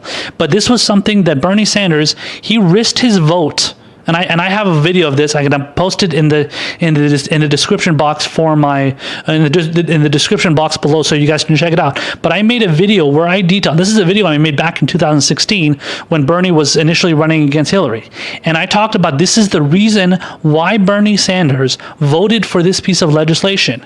Now, he didn't like the crime bill. He didn't like the kind of the general totality of the bill, because its main focus was basically on imprisoning black men and throwing black men in jail for essentially like whatever, selling drugs or doing drugs, and kind of like that whole kind of like the 3 strikes rule, kind of stuff like that. Just any kind of like hard-nosed, super authoritarian, essentially fascist kind of policies that's going to throw people in jail for doing like the most minimal of things that the government finds to be horrible. So Bernie Sanders risked his vote for the crime bill, voting in favor of the crime bill, a vote that he gets a lot of flack for. A lot of people have called him out for that. And many times to these people that are fucking ignorant and don't know anything about the details of why Bernie Sanders votes the way he votes, I told him, I have this video here where I show why Bernie Sanders voted in favor of this, or I just tell them that why he, the reason why he voted in favor is because he's standing up for the women that were suffering through violence from their spouses. And again, you can go check out the video. I'm going to put it in the description box below. Check that out, please, because it's a very, very important video that I have made sure that as many people see, because I don't like the fact that Bernie Sanders gets smeared, let alone getting smeared by the likes of Mimi Roca or the other woman that was making a statement in this segment, which is Zerlina Maxwell. By the way, the comments from Zerlina Maxwell, who was also anti-Bernie, pro-Hillary, and then the other individual, which was John Harwood. He's a reporter for CNBC. If you could see the difference in the tone and the difference in the way that they made their analysis was just absurd. It was just totally different. It was night and day. As bad as their analysis was of John Harwood saying that Elizabeth Warren has been eating Bernie's lunch because of the last debate, which didn't involve Bernie and Elizabeth Warren, but they were on 2 different stages or 2 different nights, because Bernie was in the second night, Elizabeth Warren was in the first night, and everybody was like, "Oh my God, she did so wonderful, she did so great." Okay, well, Bernie Sanders was in there. She had almost nobody that was opposing her, and she was in the middle of the stage, and she was receiving tons of favorable, easy questions. She didn't get one single hard question. So, of course, she would do good, and everybody was cheering for her and shit. Well, Bernie Sanders, honestly, Bernie Sanders was standing back, and I don't think he did all of that. I don't think he did as good as he could have done in that debate, but he was kind of standing back as Kamala Harris was stealing his spotlight. If anything, Kamala Harris did better than Elizabeth Warren, but he was stealing her spotlight by saying, she was stealing his spotlight by going after Joe Biden. Now, Bernie went after Joe Biden a little bit too in the debate too, going after him for the Iraq War vote and kind of just overall, Biden's, kind of pro-imperialist votes and pro-war votes. But Kamala Harris definitely did a lot better than Bernie, with her kind of going after Biden, and kind of, overshadowing Bernie's performance. But that doesn't mean Bernie did bad. I just don't think he did as good as Kamala, and he wasn't as forceful in putting himself out there and making himself notice, even though he was in the middle of the stage. Luckily, if he was on the side of the stage, it would have been a whole different story. But either way, either way you look at it, Bernie Sanders is somebody that has stood up for women's rights for many, many years. So to claim that, we're going to see a difference, we're going to see the difference between Elizabeth Warren and, Bernie Sanders here, it's going to be so noticeable. And I can't even understand the women that support Bernie Sanders. I don't get it at all. Well, maybe you should do a little research. Maybe you should talk to female Bernie Sanders supporters. And I'm going to show you guys a video here in a second where it basically makes that point. But why don't you go talk to Bernie Sanders supporters that are females? If you want to get some information about why they support Bernie Sanders, talk to them instead of just ignorantly pontificating on cable news about how you don't get why they support him and he makes your skin crawl. Maybe you can educate yourself, Mimi Roca. By the way, I called this woman out so many times on Twitter, along with many other people, that she eventually blocked me on Twitter, which is perfectly fine because I didn't even know who the fuck she was until this, hearing about this segment and hearing about the way she smeared Bernie Sanders. Apparently she blocked a lot of other people that were progressives as well and the Bernie Sanders supporters. But I wanted to play you guys this clip that was released by the Bernie Sanders, I think, campaign. So it was by Bernie Sanders' like Twitter account. And it basically is in response to Mimi Roca's smear against Bernie Sanders. So check it out, and then we'll talk about it on the other side. Bernie Sanders makes my skin crawl. What I say to that is that it is wrong all day long, and it is very anti-feminist. Over the past weekend, an MSNBC analyst said that Senator Bernie Sanders makes her skin crawl, and she couldn't give a reason why. And I can't even identify for you what exactly it is, but I see him as sort of a not pro-woman candidate. Hashtag receipts. In the 90s, Gloria Steinem came to support Senator Bernie Sanders in Vermont and declared him to be an honorary woman. Actually, I'm only here today to make Bernie Sanders an honorary woman. Hashtag receipts. Senator Bernie Sanders and his policies are pro-women. When you look at Medicare-for-all and ensuring that women get the health care that they need and that they deserve. He has been voting for a women's right to choose since before I was born, even before it was the cool thing to do in the party.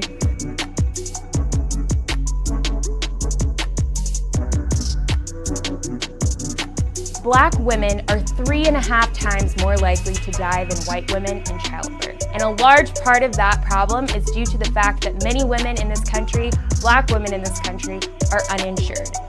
Bernie Sanders is the only candidate in this race who is prepared to address this crisis.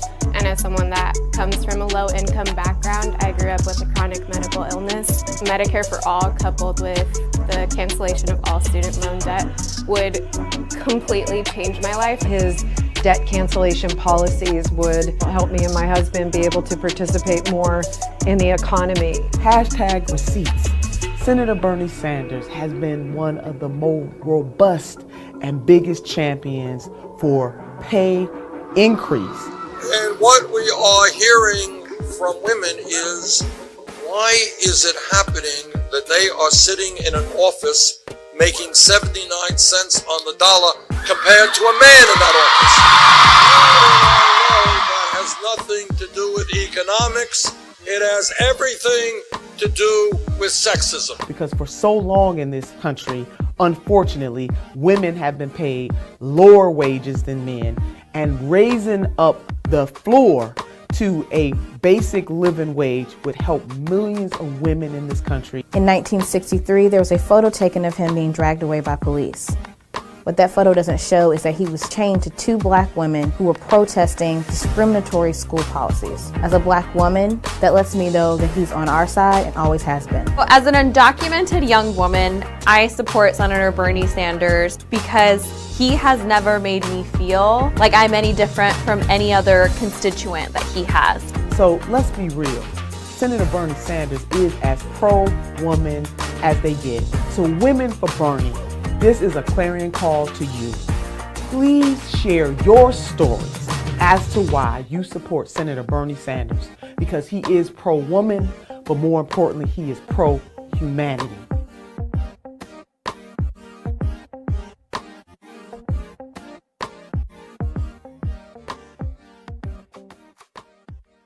Ugh. Look at all these Bernie bros. Look at these fucking Bernie bros that love Bernie Sanders so much. They're all men, right?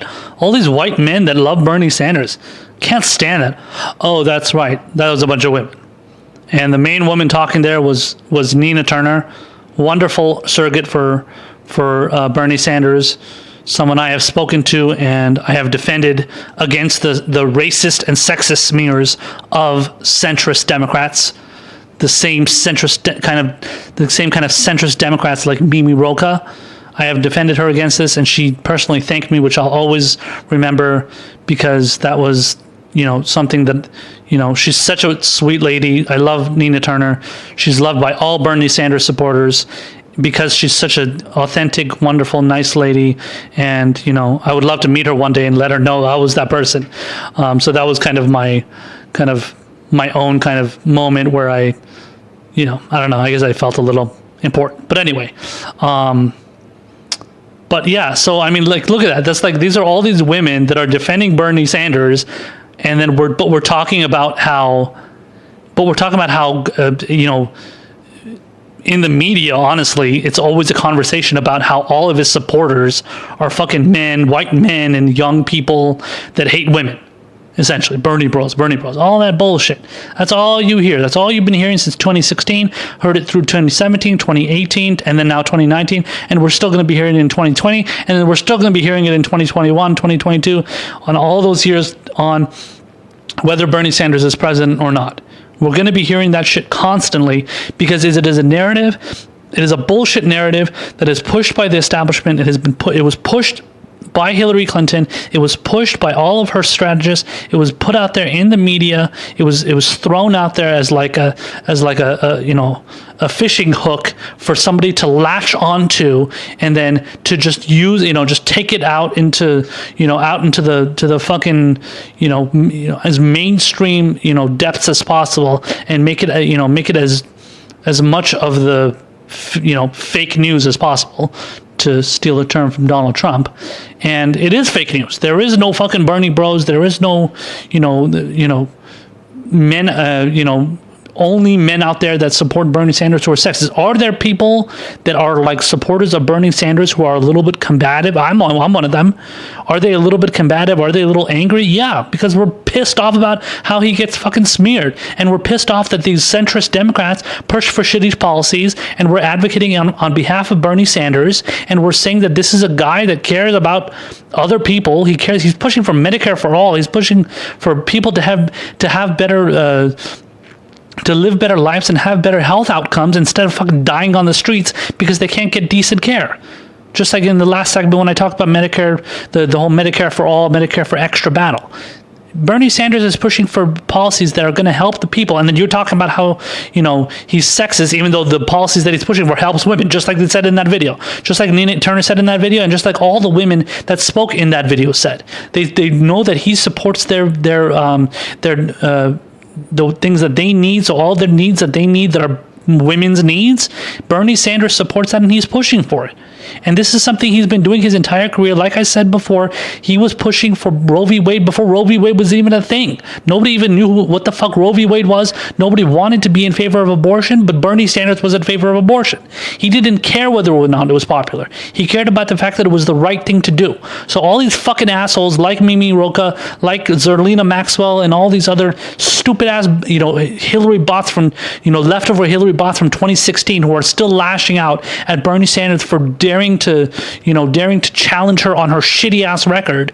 These people can fuck off, because I have had it with them. I have had it with these people, attacking Bernie Sanders and referencing his record as if it's not pro women, and as if it's just in favor of doing whatever for men. That's the zero number of his policies are in favor of just helping men. That's just, he doesn't do that. He doesn't care about helping just men. Now, is he against identity politics? Yes. Bernie Sanders does go out there and say, listen, we can't focus too much on identity politics. We can't just support a president, for somebody to be president just because they're a woman. And if you don't support a woman for president, that doesn't make you sexist. It doesn't make you misogynist. It doesn't mean you hate women. That just means that you support somebody that has better policies. And in the case of 2016, that was what Bernie Sanders was. And he was running for president. Everybody demanded that he falls in line and supports Hillary Clinton right away, and drop out because they asked him to. And if you don't, you're a sexist. And they're probably going to do the same thing with him this time if he gets screwed over by the DNC again and doesn't make it. So he doesn't come out immediately and support Kamala Harris or Elizabeth Warren or whoever the fuck makes it, whatever woman makes it and is the nominee. They're going to demand that he does it, or he's a sexist. And if we don't do it, we're sexist too, and we're helping Donald Trump. So that's what these people say. And Mimi Roca can piss off. I don't I don't give a shit if I see this lady again. She blocked me. I'm glad she blocked me. I don't want to see her fucking tweets anyway. I even told people to contact her stupid ass employer where she works for some law school somewhere. And I told people, be polite and, call up this law school and let them know that the person that they're employing is a disgusting individual who many have said makes anti-Semitic comments saying, this Jewish guy, well, she didn't say Jewish guy, but this man makes my skin crawl. Have you said this about any other man? Have you said that Bill Clinton makes your skin crawl? Have you said Donald Trump, maybe she did, I don't know, Donald Trump makes your skin crawl? I haven't heard it. This is the first time I've heard anything about anybody saying that Bernie Sanders makes their skin crawl. But, I haven't heard Mimi Roca say that about Donald Trump, Bill Clinton, any of these sexual predators out there that are, doing fucked up shit. Who the hell has Bernie Sanders sexually abused? Nobody.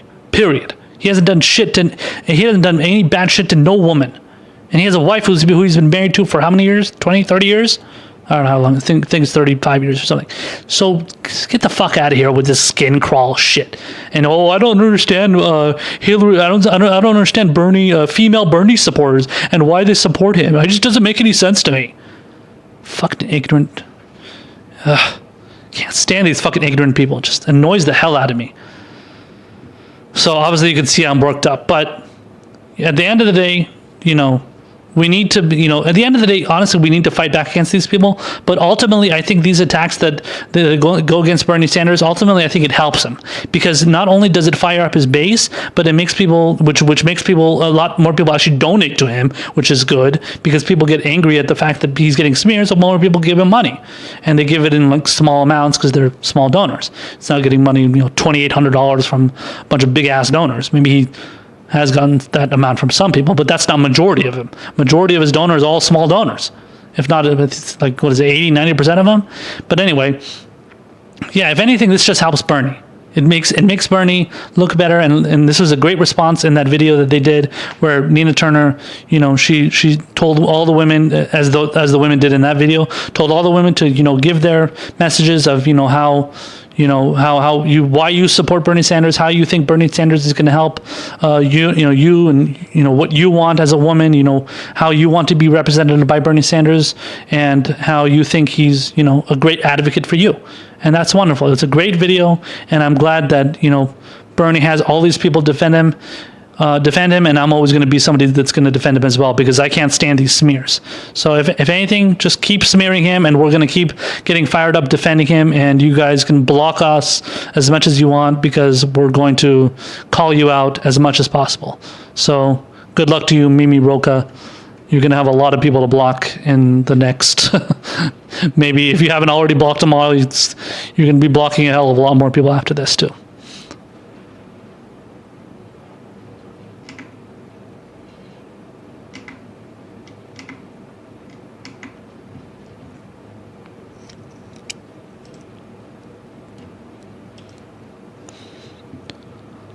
So continuing on with the conversation of MSNBC's media bias, as we showed, the Mimi Roca, the MSNBC guest, smearing Bernie Sanders. We're going to show you a little bit more Bernie Sanders bias, but this is kind of on the network as a whole, and it profiles specific instances where their hosts and their their hosts and their contributors and their analysts and all that stuff saying untrue and stupid things about Bernie that is bullshit. And as you saw in the segment that we in this past segment, we were talking about the Mimi Roca smearing Bernie. If you notice, the host that was interviewing, hosting that panel there for that show, he didn't say anything. I think he immediately went to break after Mimi Roca said that. After she said that, he didn't say shit. He just, okay, we gotta go break. Okay. And then he just left. Either that was a matter of kind of playing, kind of trying to get away from a controversial comment. So kind of playing damage control, okay, let's go to break before this woman says anything else and anybody notices what she said. So that's plausible. I don't know. I doubt MSNBC would do that because there's so much on the bandwagon of sparing Bernie. But so this article proves it. This is an article from Katie Halper. She's a great progressive, great female progressive. Another one of those female Bernie bros apparently, and she's also Jewish. So I'm sure she gets called fucking anti-Semitic and shit too because she's not a supporter of Israel and she's anti AIPAC and shit too. She's called out AIPAC many times and she's pro-Palestinian rights and everything. So yeah, good luck calling her that shit. But anyway, but Katie Halper wrote a great article here for the website fair.org, which is Fairness, Accuracy, and Reporting. And the title of the article is MSNBC's anti-Sanders bias makes it forget how to do math. So it starts out with the body of the article saying, when MSNBC analyst Mimi Roca said that Bernie Sanders made her skin crawl, though she can't even identify you for what exactly it is, she was just expressing more overtly the anti-Sanders bias that pervades the network. The hostility is so entrenched, in fact, it seems to have corrupted MSNBC's mathematical reasoning and created a new system of arithmetic. The cable news network has repeatedly made on-air and online mistakes about Sanders' polling and other numbers, always to his detriment and never with any official correction. Here are some new rules MSNBC seems to follow when it comes to math and Bernie Sanders. So this one, it's kind of numbered. So it's like numbered. I think there's how many examples here? Like 7 examples? 6 examples. So this is 6 examples of like MSNBC's so-called mistakes and anti-Bernie bias. So this one says, number 1, 49 is less than 48. Result, Sanders goes from second to, quote, 4th place. So it says MSNBC made a handy graphic for a poll on July 7th that showed 2020 matchups against Trump among Democratic voters. The list was in descending order of candidates' polling numbers, except for Bernie Sanders, whose name is placed under Warren's and Harris's, although he polls higher than both of them. If the list is ordered by the margin between the candidate and Trump, Sanders would be in 3rd place behind Harris. And do they have the picture of it here? I think they do. I think this is it. No, this is another one. So here it says 5 is greater than 7. It says result, Sanders goes from second to, quote, 3rd. Lest you know this was an isolated incident, MSNBC's Steve Kornacki placed Sanders' name below Warren's on July 15th when he was reporting on a poll put out by the Washington Post and NBC, MSNBC's parent company. Once again, the order of the names is descending by poll numbers, except for Bernie Sanders', which is, once again, placed below where it should be.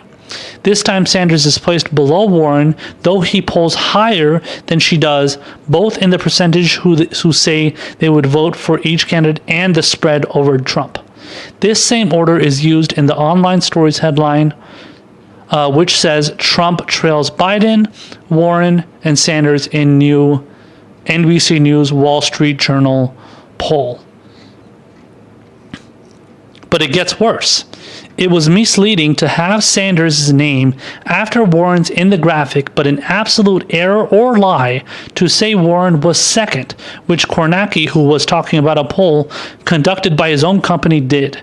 I had to rewatch the video to make sure I wasn't missing something, but Kornacki does indeed say at 109 of the video. Elizabeth Warren, she's been running second place. She is running second place on the Democratic side. She leads Trump by 5 points. Then Kornacki shows the person who is actually in second place and says Bernie Sanders, he leads by 7 points. So how is she in second place? Oh my God, these people are fucking...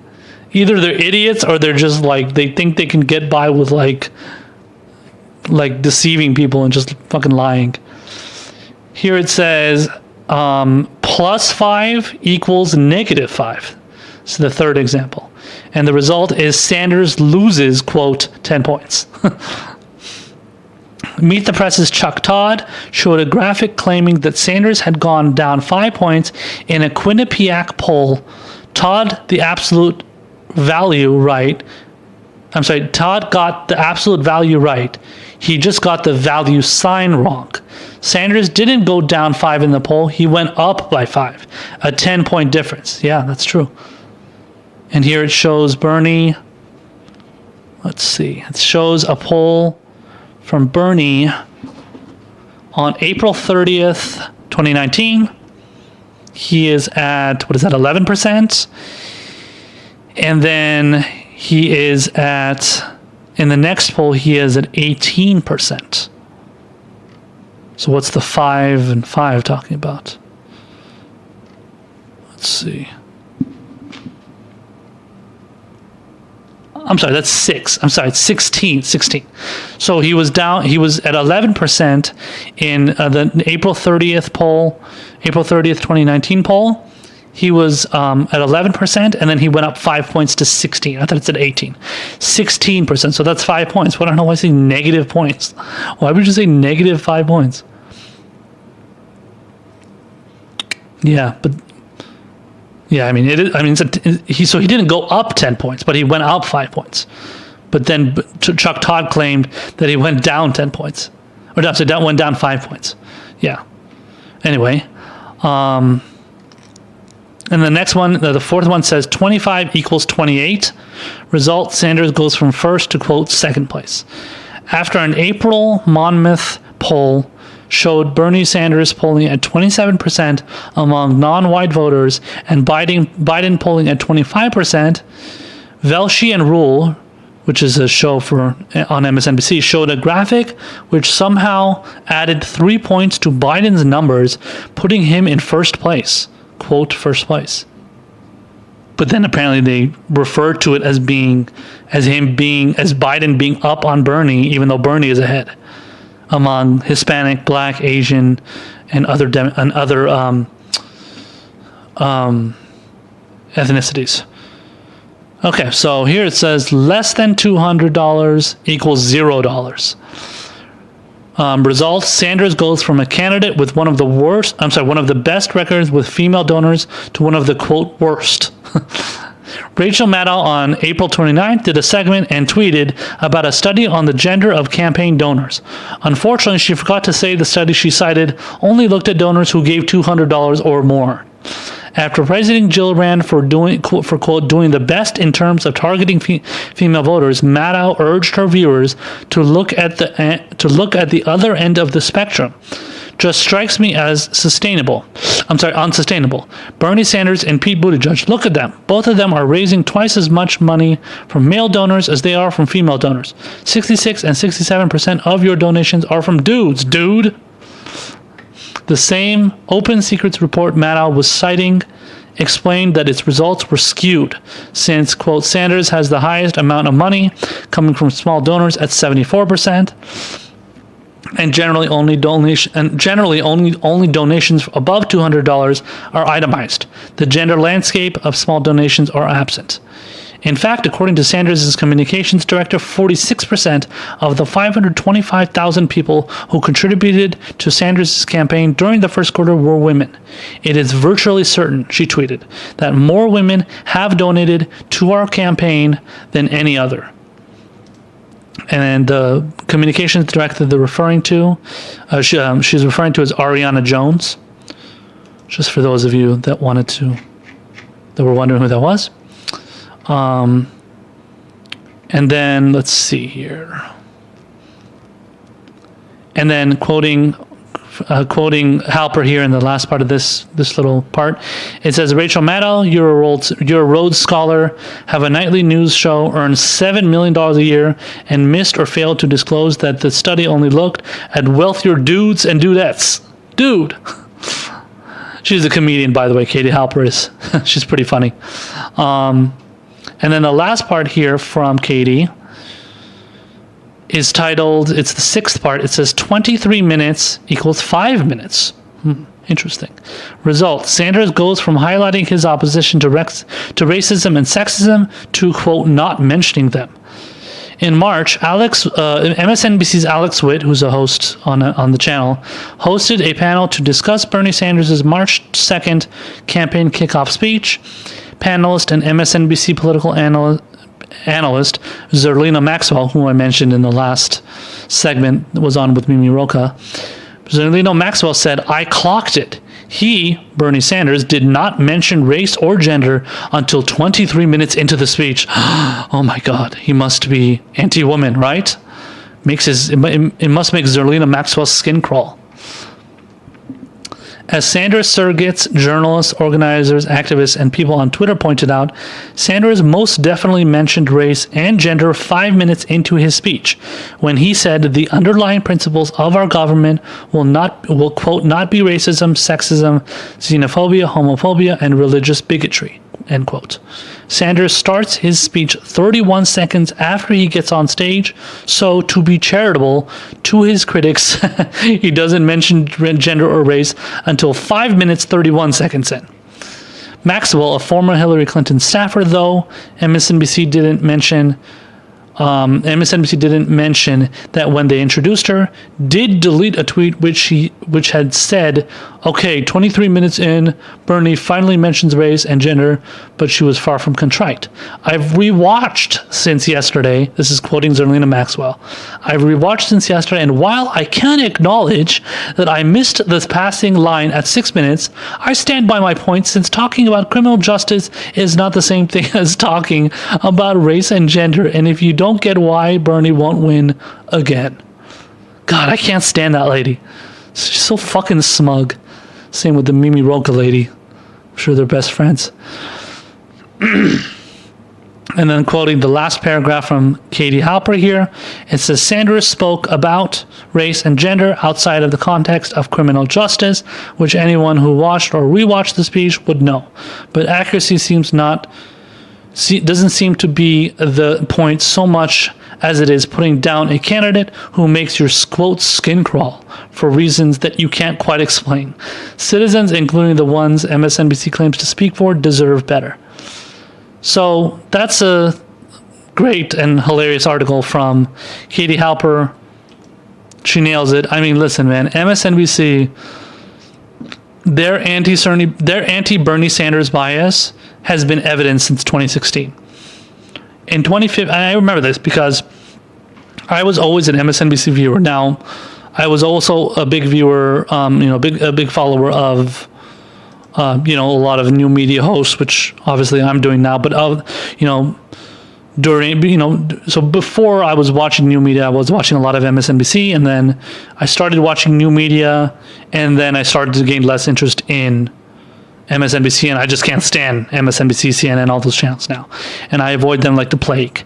So when it comes to MSNBC compared to CNN, and obviously Fox is just right wing, so they're going to be bad no matter what. But when it comes to MSNBC, it's just like their bias against Bernie since it's specifically from this centrist kind of position of just like, oh well, everything Bernie Sanders does is, radical and it's revolutionary, and we don't like that because we need to do everything that's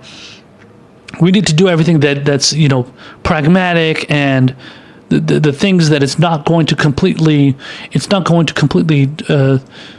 revolutionize our country. We need to do everything at a very slow pace before, because if we do it in a revolutionary way, it's going to destroy all those things. They say that about like Obamacare. If you put in Medicare and shit, if you put in Medicare-for-all, that means that you got to get rid of Obamacare. Like, they've made those kind of arguments, which is obviously ridiculous.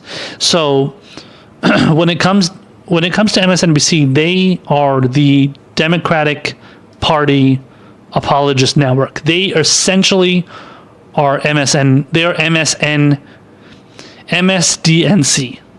They are MSDNC, and they need to defend the establishment Democrats as much as possible. And really, to many, in a lot of ways, they're defending just the establishment in general. If you've seen them now, they have hosts on there that are former Bush I think it's only one host, but certainly people on that network that are like former Bush, George Bush, and even McCain, George Bush operatives. Nicole Wallace is the one that comes to mind, being the most prominent one, that is on MSNBC, that has a show. She has a fucking show on MSNBC. I think it's called Deadline or something. And I think she's like the former spokesperson for Bush. And then she was like an aide to John McCain. She was one of the people that groomed Sarah Palin. Thanks a lot for that. I appreciate it. Bringing upon the biggest fucking idiot to ever enter politics, even dumber than Bush, apparently. But Sarah Palin, Sarah Palin was obviously, definitely dumber than George Bush, but obviously George Bush was much more disastrous in what he was able to do, for the country. But Palin was just more like an embarrassment for the country. Nicole Wallace is one of the most prominent ones. And another one is Bill Kristol, who's on MSNBC now. I think George Will, I believe, is still on MSNBC. He joined MSNBC. I haven't really heard from George Will, actually, now that I think about it. But George Will was on ABC for a long time. He was on Fox News for a long time. And then eventually he ended up going to MSNBC. Again, I don't know if he's still there, but he's another one that's there. He's a big-time conservative. David Frum?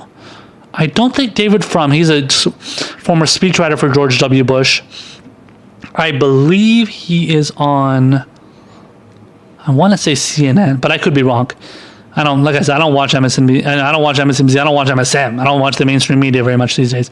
So, but yeah, like all these people, like the fact that Nicole Wallace, a former Bush operative and, McCain aide or whatever, working for MSNBC as a host is ridiculous. And honestly, obviously the only reason that these people work for MSNBC is because they're anti-Trump. So they're these like never Trump Republican types. That's what Bill Kristol is. Even though Bill Kristol loved George W. Bush, loved all his warmongering, guarantee he agrees with Trump's warmongering. The only thing these people don't like about Donald Trump, in the long run, in all honesty, the only thing they can't stand about Trump is his mean tweets and the fact that he's like a racist and a sexist and like he's totally like inflammatory, obviously all the terrible things that we all know about Donald Trump. These are the things that they can't stand. The mean tweets and being over the top and crazy and a fucking lunatic. Those are the things they can't stand about Donald Trump. It doesn't have anything to do about his policies. Their policies, they could care less. Like I said, they're going to be against sexism and racism. But ultimately, when it comes down to the policies, are they against bombing brown people in the Middle East? No. Are they going against his 7-8 wars that he's in right now? No, he's not. So they're not. Is any MSNBC host, let alone any MSNBC host in general, but are those specific anti-Trump and anti-Trumper hosts that are Republicans? Are they talking about how Donald Trump shouldn't be bombing various countries, that he shouldn't be stopping, doing a Muslim ban? I don't know if they've referred to the Muslim ban. To be fair, I don't know if those Republicans are against the Muslim ban. Those never Trump Republicans are against the Muslim ban. Obviously, most Republicans are, but those specific Republicans, I don't know if they are for or against the Muslim ban. But that's not something you hear about very often. And if you're not hearing about it very often about Trump, that means MSNBC isn't talking about it, because MSNBC is the main anti-Trump network. Now, obviously, they're kind of up there with CNN, but CNN does a little bit better of a job to at least like bring on various voices, whereas MSNBC just brings on like anti-Trump people and now apparently anti-Bernie Sanders people, because they honest, a lot of them are idiots. They're stupid enough to actually think that the people that are anti-Trump are the people that are pro-Trump to some extent, or like don't hate Trump that much, they like Bernie Sanders. And then a lot of them put out this like kind of this wink and a nod about how like Bernie Sanders is a Russian asset because he got help from the Russians and then he didn't say anything about it. He didn't even fucking know about it. So, and then people are pretending as if like, yeah, Bernie Sanders got help from the Russian government, from Putin, and he didn't say anything about it, so he must have known about it. And since Trump was getting help from the Russians supposedly, that means Trump and Bernie are somehow in collusion together, and they're working together to, to hate Hillary Clinton and to push policies that everybody hates, even though Bernie Sanders is a fucking democratic socialist and he pushes for policies that are complete opposite of what Donald Trump wants. Now, maybe there are a lot of things that Donald Trump says that are like anti-establishment, even though he's pro-establishment. But I mean, a lot of the rhetoric that Trump might say sounds similar to what Bernie Sanders says, like especially when it comes to like opposing like, kind of the mainstream media and how they talk about them, because a lot of the times the way the kind of media talks about Trump, they talk about Bernie Sanders in the same kind of way, kind of dismissing them in a lot of ways. They definitely did that with Trump in 2016, and they did that with Bernie in 2016. So fine, okay, whatever. If they talk about these two people in the same ways, that doesn't necessarily mean that they're the same people. Not at all. It's ridiculous to assume that. So, but yeah, I mean, they make those claims all the time. The Russiagate bullshit, Putin bullshit. So yeah, MSNBC is it's a nutty channel. Rachel Maddow, as Katie Halper mentioned, is a fucking lunatic. I used to watch her when I was, an MSNBC fan. I watched a lot of Keith Olbermann. They were decent back in the day, but man, they have gone, even Olbermann in his right has gone off the fucking rails. He's not as bad as he used to be back then. Back when he was kind of a little bit more prominent during Trump, kind of Trump's presidency. In the beginning, he was like doing a show on what was it, GQ? It's a publication, but then they have like a YouTube channel or something. Olbermann would go on there and rant about the Russians and Putin and stuff, and Trump being a Putin puppet and stuff. But he's not doing that, it seems like, anymore. But Maddow's still on that fucking train, man. She is still on that fucking bandwagon, and she loves it, and she knows that the ratings are there, so she's getting those ratings, and then she wants to keep getting those ratings, and she's going to keep talking about it. So anything to keep that money rolling in, right? You got to do as much as possible to get that money coming in, so that you can keep getting paid that $70 million a year. I think she makes she's on like a $30 million contract or something. I'm sure they're going to increase that at some point. But yeah, she's definitely the nuttiest on MSNBC. I don't watch the other people. I would say the only decent ones on there that are like even remotely decent, I would say, is Ali Velshi. Chris Hayes, to some extent or another, is okay, but he's kind of given in to the establishment, kind of his establishment bosses a lot, so he's kind of not somebody I take seriously either. What's his name? Lawrence O'Donnell calls himself a socialist, apparently, which is hilarious because he's really not. But he's called himself a socialist in the past. I don't know if he still does. I don't know. Too many socialists out there that are working for capitalist, corporations, so big corporations like Comcast, which owns MSNBC and NBC and stuff. Yeah, no, you don't. You don't believe. You're not a socialist, bro. You might, have some views that are socialist. Maybe you believe in the fire department and the police and, Social Security and Medicare. Maybe that's socialist, but that doesn't necessarily make you a socialist. If that was the case, then everybody would call themselves a socialist. But that doesn't mean you're a socialist. And I think that's just his way to pretend that he's, I don't know, maybe grifting off the more socialist label. But yeah, so MSNBC can piss off. I don't give a shit what they have to say anymore. I'm gonna do a lot more segments mocking them. Mimi Roca, like I said, can piss off. Zelina Maxwell, Steve Kornacki, all these people that are putting out all these bullshit, segments about Bernie. I've had enough of it, and I can't stand it anymore. And people should boycott MSNBC as much as possible. At least go watch new media. Please watch any kind of new media, even if it's not, the most progressive of the progressive and leftist people out there. At least go watch new media who are independently run, and they're actual progressives, and they call out the establishment consistently. And I'm happy to be one of those people who is trying to join that very wonderful group of progressive online new media hosts.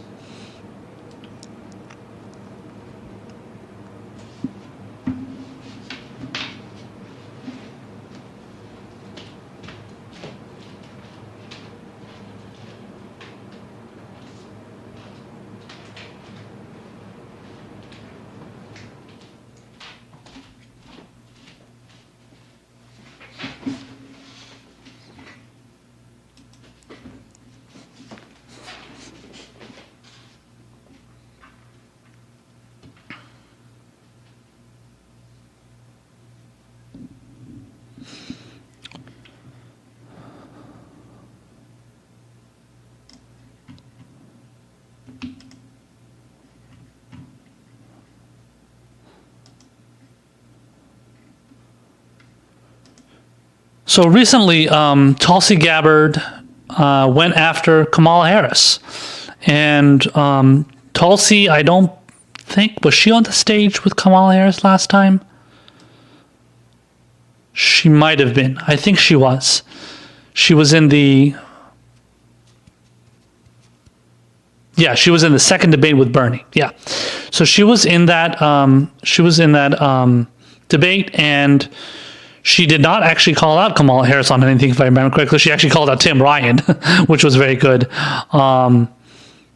And she decided to, this time she decided to make up for that a little bit here.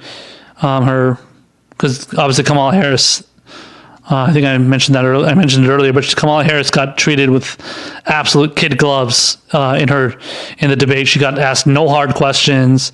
She, coasted through that thing with zero problems. People were cheering for her in the crowd. They loved it, fawning over her.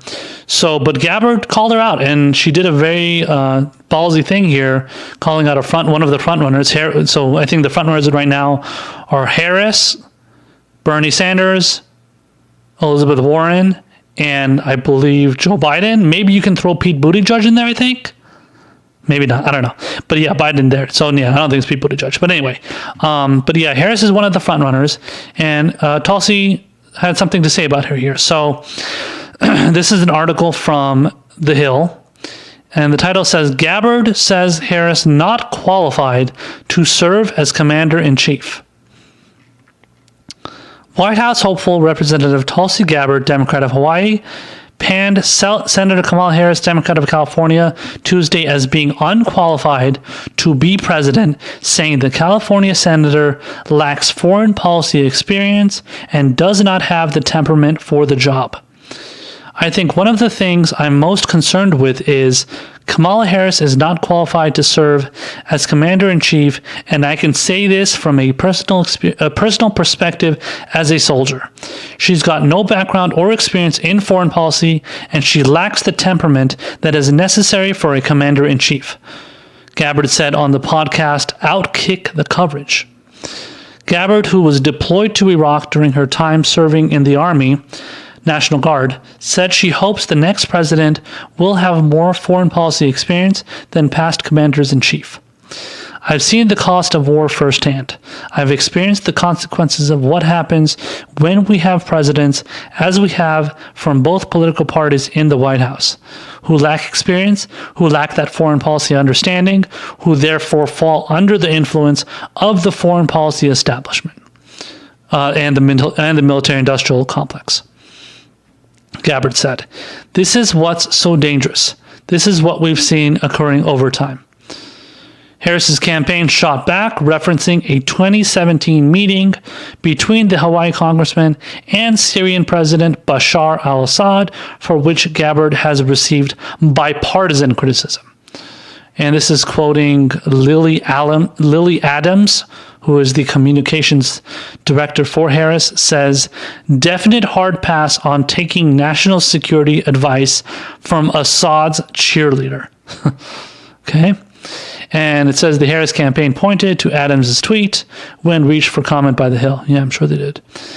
Gabbard has gone after Harris in the past. I didn't know that. That's interesting. It says most notably earlier this month when she hammered the Californian over her exchange with former Vice President Joe Biden. Oh, yeah.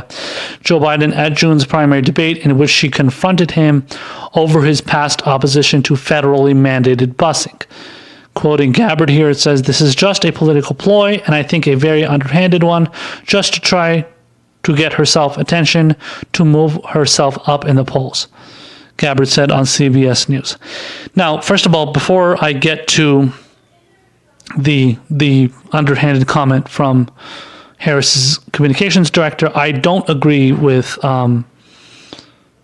Gabbard well, let's just say I 50% agree, 50% disagree with Gabbard saying that, going after, because what she said is when Harris went after Joe Biden regarding the federally mandated busing and how Harris, condemned Biden for it and said that's terrible. And, I was one of the people that, benefited from busing because she apparently was able to take a bus to go to school instead of attending the school that was in her area. She was able to attend a better school, and then she took a bus there when she was a younger child. And I think it was a perfectly fine thing to call Biden out on. Aside from any kind of trying to get herself attention. That could be, I guess you could see it as a tactic to get herself attention, but she said the right thing.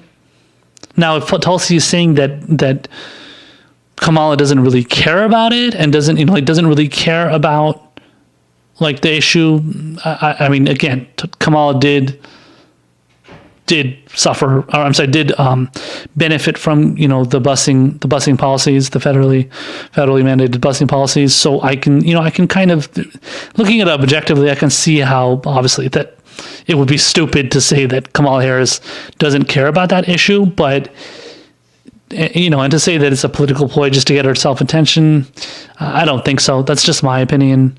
I think there's a lot of other ways that Kamala Harris can try to, or has tried and would try and get attention. But at the same time, it's interesting because after the debate, I covered it.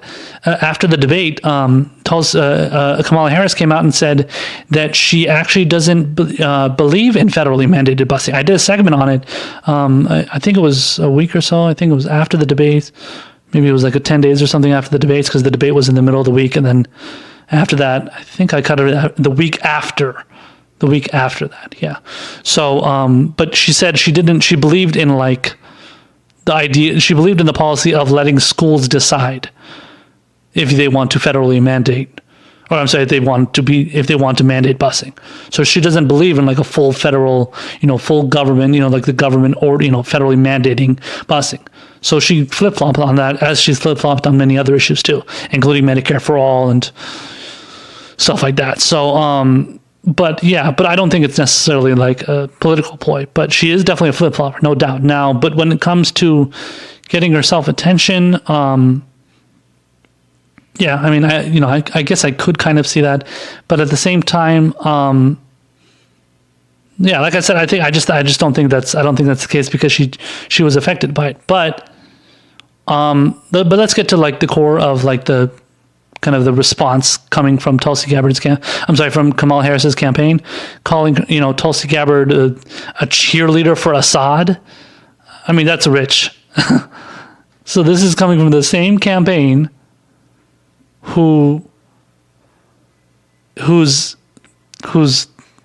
candidate is a cheerleader for Benjamin Netanyahu, who is the Prime Minister of Israel. And I responded to this tweet, or one of the, I think it was a tweet from Near Tandon, I believe. I don't know, maybe it was this one, I don't know. But I responded to it by saying, I would prefer Assad's cheerleader over Netanyahu's cheerleader, or Bibi's cheerleader, because Bibi is the nickname or something for Benjamin Netanyahu. But that's what I said, and then I put a picture of Kamala Harris and Benjamin Netanyahu taking a picture, and that's actually the same picture I used for my thumbnail for the video I did where Kamala Harris compared the struggle of the Israeli people to the civil rights movement and what African Americans were going through during the civil rights movement. So ridiculous statement there from Kamala, and she's clearly just a shill for Israel. So it's fucking rich to claim that Tulsi Gabbard is a cheerleader for Assad. And you know what, this talking point about Tulsi being this pro-Assad shill or something is complete bullshit. This is something that has been pushed since it was 2017. So it's been pushed since 2017. I thought it was earlier than that. 2017 though. Ever since then, So what happened? So ever since then, they've been sparing Tulsi for going and meeting with Assad, and I think his wife too. I think Jill Stein did the same thing, and this has been used against her when, in fact, the goal of what Tulsi was doing was not to go there and just be like, oh my God, what's his name? Bashar al-Assad is just a wonderful guy. You're a wonderful person, and I support everything you're doing. And I don't support, your enemies and stuff, and whatever she said. She never said anything like that. Her main goal in going there was to try and establish some sort of peace process between Syria and between the United States, because the United States is involved in a proxy war, essentially, where they're arming militias that actually are part of Al-Qaeda and Al-Nusra, which is the Al-Qaeda affiliate in Syria, Al-Nusra. The United States is arming them. They were arming them under Obama, and they're also arming them under Trump. And when in 2017, Tulsi, she went to meet with Assad, and she wanted to push for a peace process and push for this radical idea of not having to bomb a country like Syria, which, by the way, has been fucking demolished by airstrikes and bombs, thanks to the United States, thanks to, I believe, Israel's involved as well. The only people that Assad and Syria are being defended by are Iran and Russia, and I think might be Lebanon. I don't know. But definitely Iran and Russia are on the side of Assad because they're allies with Assad. And Putin is allies with Assad, and I believe Rouhani is as well. And Hassan Rouhani, who's the president of Iran. So yeah, I mean, but they're pretending as if she went there and just fawned over Assad, bowed at his feet, kissed his hand, kissed his ring, and pretended like he's a wonderful guy, and he's not. I mean, to the credit of Assad, he is. I'm sorry, to the credit of what people that are critics of Assad, he is a dictator, and he isn't. I mean, he's not a. He is a democratically elected president. He was democratically elected, but how it is with. A lot of these kind of countries, and especially in the Middle East, a lot of them are so-called elected by the same thing in Iran, by the way, and they're so-called elected based on kind of rigged. It's a rigged voting process. Basically, I think rigged voting process is putting it nicely. It's basically just a fascist, process where they only kind of count the votes that like. The supreme leader, which is Ali Khamenei, wants in for example, that's how it goes in Iran. The government of Syria essentially does it the same exact way because they're a dictatorship, and but that does not mean that anybody that meets with that dictator is a terrible person. So you know who's met with dictators before? Barack Obama. Barack Obama met with Hugo Chavez. He was somebody, and he got a lot of flack over that. And, people are like, oh my God, President Obama shook the hand and smiled at Hugo Chavez. How dare he, meet with the leader of Venezuela, this terrible dictator.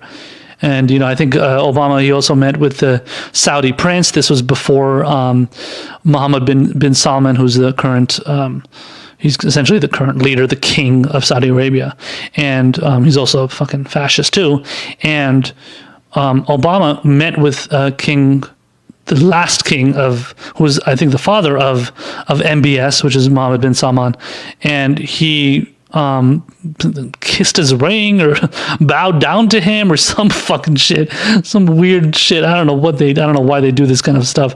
Well, we know why, because the United States is beholden to the kingdom of Saudi Arabia, obviously, which is no surprise. But yeah, it's pretty pathetic, no doubt. And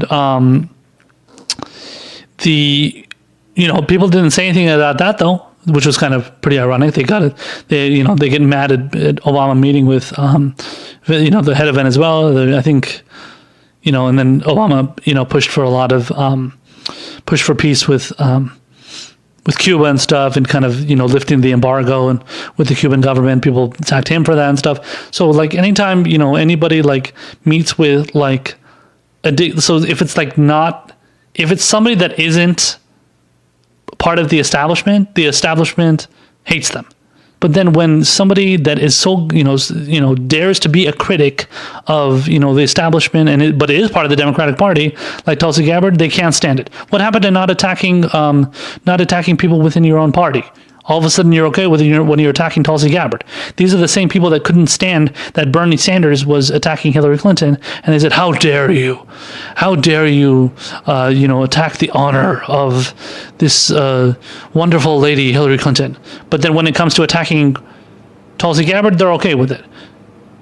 So that rule is just goes completely out the window. They don't even give a shit. To them, it's like, okay, I gotta say what I gotta say against this person that dares to step on the toes of the establishment, the political establishment that has the power. And if you go against them, you are, you're not a real Democrat, which is what they say against Bernie Sanders. Which is fine, and Bernie Sanders not being a Democrat is fine. I don't have any issue with it. But to Tulsi's credit, she is a Democrat, and they basically treat her as not being a real Democrat because she dares to criticize the Democratic Party, but then they can criticize her. So when they criticize her, it's okay. It's not attacking a Democrat, but when she does it, all of a sudden, oh my God, everybody, is aghast. They're aghast, and they can't believe it, and yeah. So. Yeah, I would prefer, from my perspective, I would prefer somebody that stands with Bashar al-Assad and pushes for peace with Syria, a country we shouldn't be bombing, that we're bombing right now, instead of somebody that stands with Benjamin Netanyahu, who mercilessly kills innocent Palestinian people, and whose country, Israel, is committing apartheid against the Palestinian government. Against the Palestinian people. His government is committing apartheid against the Palestinian people. So don't give me this fucking bullshit about Assad's cheerleader. Your whole fucking party is cheerleaders for Benjamin Netanyahu and the right-wing Israeli government. You're Democrats, but you're supporting the right-wing Israeli government. How does that make any sense? How do you guys manage to, do that and actually sleep at night knowing that you're doing the right thing? Because you're not doing the right thing, and you're all fucking shills and pathetic Zionist assholes, pro-Zionist assholes.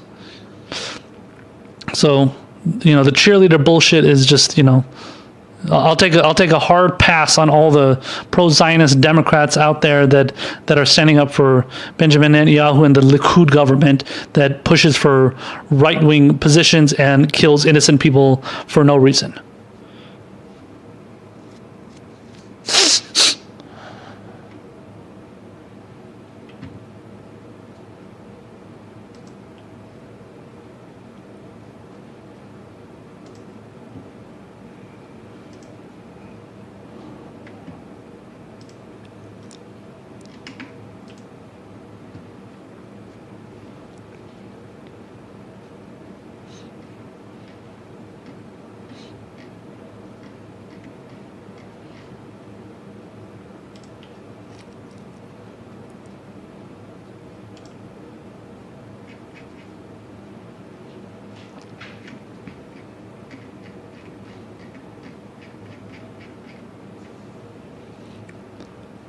Apparently, Elizabeth Warren has a little bit of a situation regarding her campaign workers, and it's gotten, from what I know, it's gotten very little attention in the press, while this fake scandal regarding Bernie Sanders's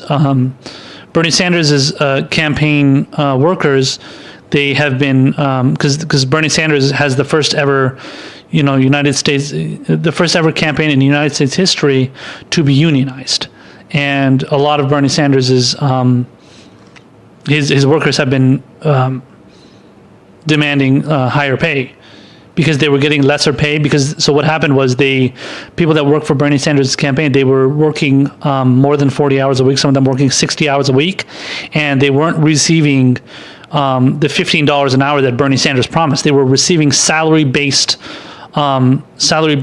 income for their work, and they were receiving that while working more than 40 hours a week. Now, that was something that the Bernie Sanders campaign, they fixed this issue, and they made it so that regardless, so instead of getting a salary-based, 40 or more hour per week schedule, they get a $15 an hour wage, where if they do end up working 60 hours a week, whether it's 40, 50, 60 hours a week, whatever it is, you get paid $15 an hour no matter what.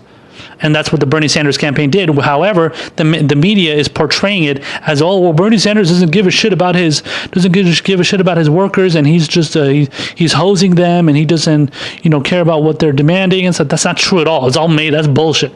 That whole thing is made up, and it's it's completely manufactured outrage and manufactured scandal that doesn't really even exist. And this is something that was drudged up by centrist and anti-Bernie people who wanted to smear him as usual, and but they fixed the issue, and they're doing that now. But when it comes to somebody like Elizabeth Warren here, she apparently had something that was called a Warren Fellowship, and she had applicants that called what the campaign was doing, this campaign program, this Warren Fellowship, as a great scam. So this is an article from the Daily Beast, and the title of the article is Warren Fellowship Applicants. So this is quoting essentially the applicants that applied for this Warren Fellowship, saying the campaign program was a great scam. Quote, great scam. And so let's read the body of the article, and then we'll discuss. It says, Senator Elizabeth Warren, Democrat of Massachusetts, has built much of her political career as a champion of workers and consumers against the deceptive and exploitative practices of corporations and employers. But as she navigates the latest chapter of that career arc, a run for the Democratic nomination for the presidency, the Massachusetts Democrat faces criticism from several of her own supporters who said the lowest tier of her campaign structure doesn't match the image she projects. Two early converts to Warren described the process for entry into her campaign's volunteer fellowship program as deceptive and at times exploitative in interviews with the Daily Beast. They said they were pushed toward unpaid positions, overpaid ones, misled over the availability of financial assistance, and asked to sign highly restrictive non-disclosure agreements that worker advocacy groups concede are irregular. Both applicants verified their accounts with emails and text messages from the Warren campaign.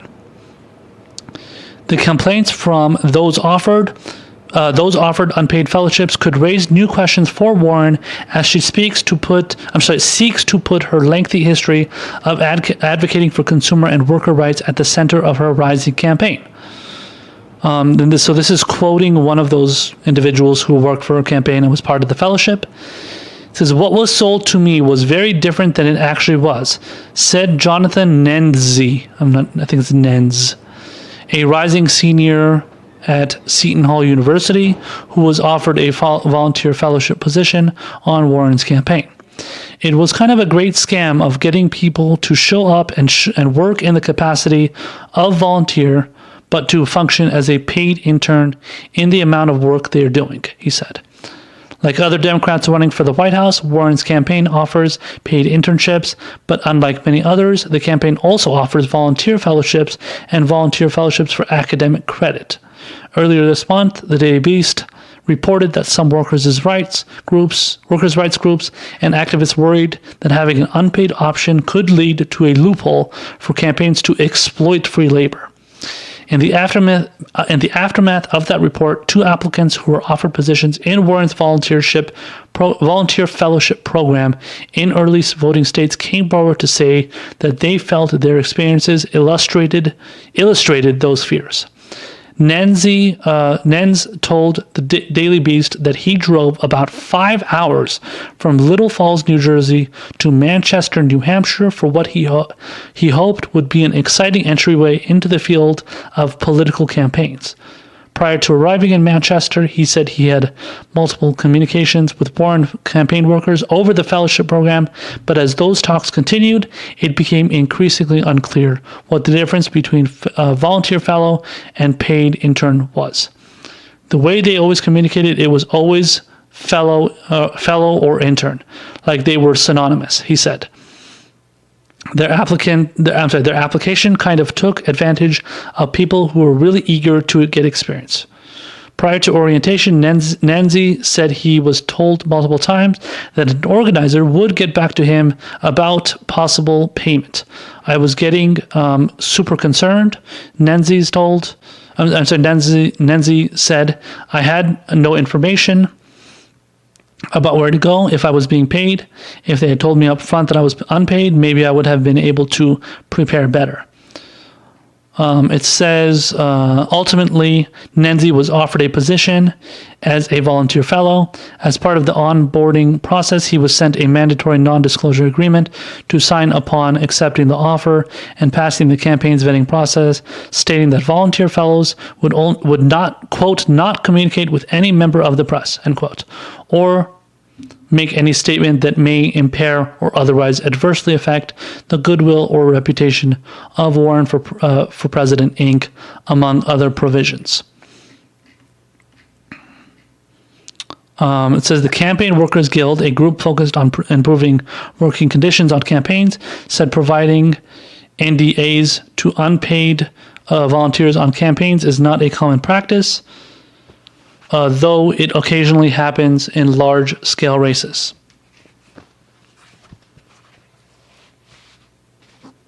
Former Vice President Joe Biden, one of the only Democratic 2020 campaigns to offer a similar unpaid fellowship program, does not require volunteer fellows to sign NDAs, a campaign official confirmed. Nancy said he did not sign the agreement. The emails sent to Nancy were reviewed by the Daily Beast. Warren's campaign, which brought in $19.1 million in fundraising during the second quarter of 2019, declined to comment specifically on the use of NDAs for volunteer fellowship positions. Yeah, how convenient. Additionally, it has defended the use of unpaid volunteer fellowships on grounds that many fellows receive stipends from educational institutions or other third parties, and that those in the intern and fellowship programs have, quote, access to cost-free supporter housing while they're working in state. But according to internal campaign emails obtained by the Daily Beast, the campaign has not always clearly conveyed this to the fellows themselves. In one email to Nancy and other incoming fellows, Eleanor Wood, the campaign's New Hampshire's deputy organizing director, wrote that the team would do our best to provide housing rather than guarantee it. If you are moving to New Hampshire, we will do our best to provide summer supportive housing, Wood wrote in an email dated on May 31st, describing a cohort of 50-plus volunteer fellows and paid interns in New Hampshire. So the rest of it talks a little bit about another person that apparently was in the same situation, and that they were promised free housing, and they were talking about how that's going to exist, and then, you're going to get it, but then they never got it. And this specific person, their name was Cole. They only want to be referenced by their first name, apparently. But he, I guess, apparently got a little screwed over, similar to Nancy, and he was same with Nancy. The initial person I was talking about in this article, he was worried about the availability of housing while volunteering for Warren. Apparently, Warren reached out to a lot of, or some of her campaign people and the people that work for her and stuff. It says just under a week after the Daily Beast contacted Warren's campaign to detail multiple specific complaints from applicants offered volunteer fellowship positions. It appears someone decided the campaign's most junior members could use rallying. On July 24th, Warren hosted a call featuring campaign manager Roger Lau to thank interns and fellows in her program. After the call, an outpouring of praise surfaced on social media, with about a dozen people tweeting their gratitude for the candidates' outreach. And then it just shows a bunch of tweets from people who are saying they love the response from Warren, and they seemed really happy. So I don't know why they felt the need to. Why they felt the need to show pictures of them looking so happy, but they're posting, like, this person posted this picture of, like, a real pic of me listening to Elizabeth Warren. She calls every single one of her campaign fellows and interns to thank us for work in our field. Yeah, but you did that after the complaints happened. So after you made all these promises. After you made all these promises to your campaign people about how you're going to, you're going to give them free housing, and that they're going to be paid, not unpaid, and they're paid volunteerships, and fellowship and a volunteer program. Apparently you decided to, after the fact, you decided to address it, and this person is like fawning over you doing this. I don't know why, but okay. Anyway, so. Yeah, I mean, that's concerning. It's not something. Listen, when it comes to what's happening in campaigns, it's so, like, there was a scandal that happened before. This was before Bernie Sanders. Not to talk about Bernie Sanders so much in a Elizabeth Warren segment here, but it's just important to note that, like, as a comparison, Bernie Sanders had a scandal, where there was a sexual assault scandal, and, women were getting sexually assaulted. Bernie Sanders never knew about it, and he never knew about what was going on. Apparently whatever was going on was only told to the regional campaign managers working in specific states. So these weren't the people that were working. I'm sorry, the people that were necessarily. I mean, they probably weren't. Yeah, they weren't reporting to Bernie Sanders. They were probably not reporting these things going on to somebody that answers directly to Bernie Sanders, so like a campaign manager, the main campaign, the national campaign manager, or the main campaign manager for Bernie Sanders. Those people probably weren't being told either, and they didn't know about it, and it just kind of happened without anybody's, knowledge. And my guess is, at the very, very least, my guess is that that Elizabeth Warren probably didn't know that this was going on. And at least she did address it. But it's just kind of, and it's interesting because they mentioned earlier in the article how she's like this champion for workers' rights, and defending workers and making sure they aren't hosed and aren't treated unfairly. But then she has people that are promised positions that they never actually get. So, like, the actual specifics of their positions are not what they turned out to be. So that's unfortunate. I mean, I wouldn't be happy with that, whether it happened under Bernie Sanders or whoever. And to be fair to the women that were getting sexually harassed under Bernie Sanders, it would be totally understandable if they thought, oh, well, like, did Bernie Sanders know about this? He didn't know about it. But it would be understandable if Bernie Sanders or just any person that is the candidate who has all these campaign workers, like, oh, did you know about this? Like, if that person didn't know, like, I'd be like, really? Like, come on, how did you not know about it? You hired all these people, and then you put them in these positions, See, like, I'm trying to be objective and look at it in the right way. Now, when it comes to the whole kind of thing about Elizabeth Warren caring so much about workers' rights, that's something I have trouble believing. That's not something that I necessarily can buy into. Now, I'm not saying she's anti-workers' rights, or that she doesn't care about unions and doesn't care about improving the lives of the people that work in, for example, unions and stuff. But her campaign is not unionized like Bernie Sanders. Why? There's a reason for that, right? I mean, one could assume that you're anti-union. I don't know. Now, when you look at what the Democratic Party has done over the last, I don't know, I would say 2 decades at least, maybe a decade roughly, if you want to be nice, their position on unions has not been very good. So they have been trying to stifle and resist the union movement a lot recently. And that's mainly because of corporate Democrats and centrist Democrats who are so in the pocket of big business and big corporations who don't like unions, obviously. They hate unions. And this is honestly something that happened under Bill Clinton in the 90s, the early 90s, early to mid 90s, where he pushed this idea of triangulation, where you pretended like you met in the middle of all these policies and pushed the policies that were so-called moderate, or as we've talked about many times on this episode of the podcast, talking about pragmatism, so being pragmatic. And this is what the Bill Clinton model was. It was triangulation, where you meet in the middle of that triangle, and then you please the right-wingers, you please the centrists, you please the progressives, and then everybody's happy. But in reality, that just means that that the ultimate goal and the ultimate result of triangulation is pleasing right-wingers and pleasing center-right people. And very, very rarely center-left people. Progressives don't get anything.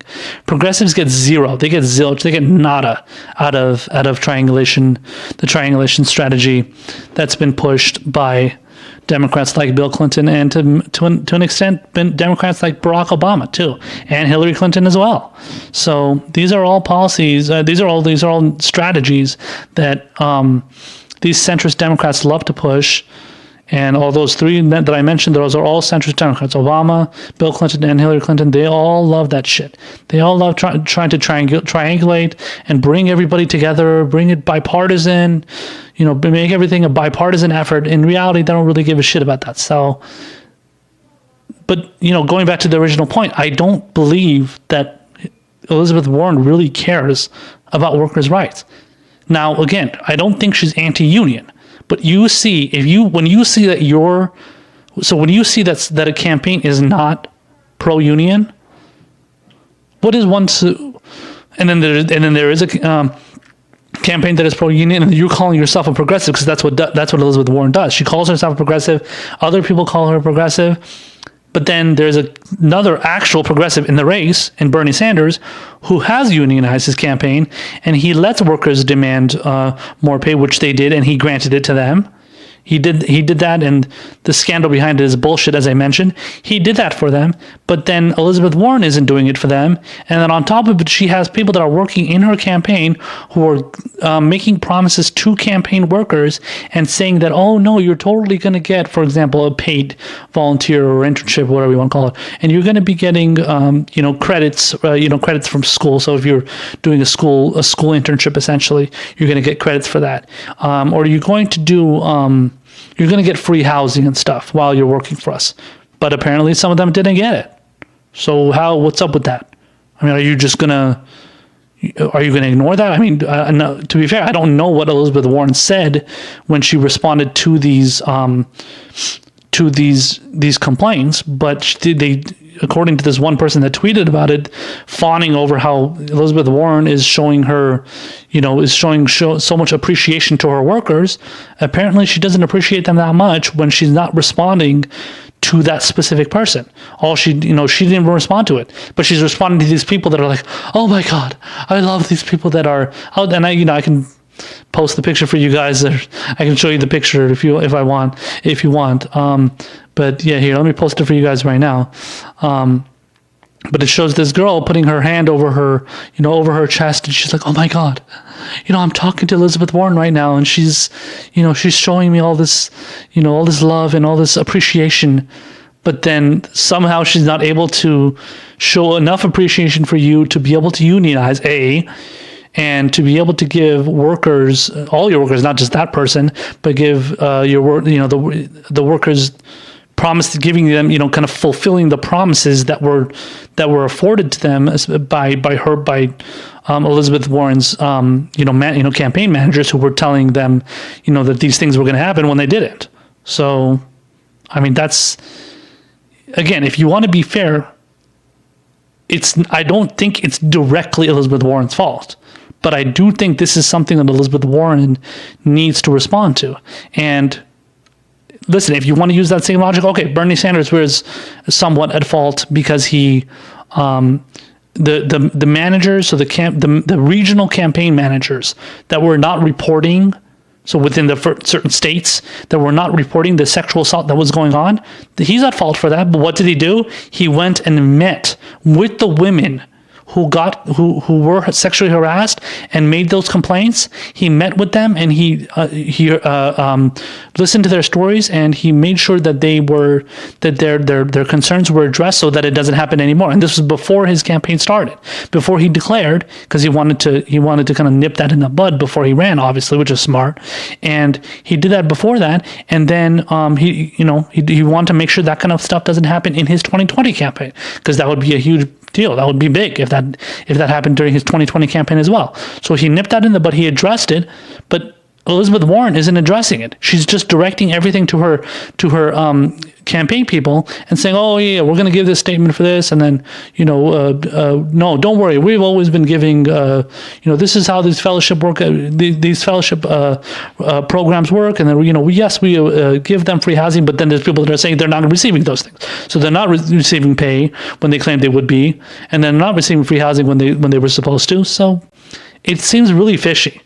And, I don't know if there's going to be more investigations done into this, but if there is, there needs to be a lot more that's found out, because it doesn't seem like there's a lot of details into what actually went down. And it just seems like a lot of brushing it under the rug and oh, okay, it's, let's not, let's avoid this because it could make us look bad and we don't want to make Elizabeth Warren look bad. And that's the big difference between between Elizabeth Warren and Bernie Sanders. Bernie Sanders not only has a unionized campaign and lets his employees, so the people that work for his campaign, demand higher pay and work within that union, within the demands of that union, and have somebody representing them in that regard. But he also addresses the issues that the specific campaign people have. So specific ones. But this person, who posted this pic on Twitter, talking about how, oh my God, I can't. It's so wonderful how, she addressed our concerns and then talked to us directly. But what did they directly talk to those two people or however many people? I think it was 2 or 3 people that were quoted in the article. No, they didn't do that, because all she did was just kind of handed over to her campaign manager for that kind of regional campaign manager out in New Hampshire or whatever it was, and then that person dealt with it. So she didn't deal with it directly, but they portray it as if that is one of the people pretends as if that Elizabeth Warren cares about her campaign people so much that she talks to them directly, but then she can't talk to the people that have the actual issues. But then the people that don't have issues, she talks to them because that's an easy way for her to do that, because then she can show this person, fawning over her and pretending as if she's this wonderful person and whatever. Maybe she is, but she's obviously not that great when she's not addressing the specific issues that she should be addressing, but she's going and talking to somebody that is already, loving how she's running her campaign.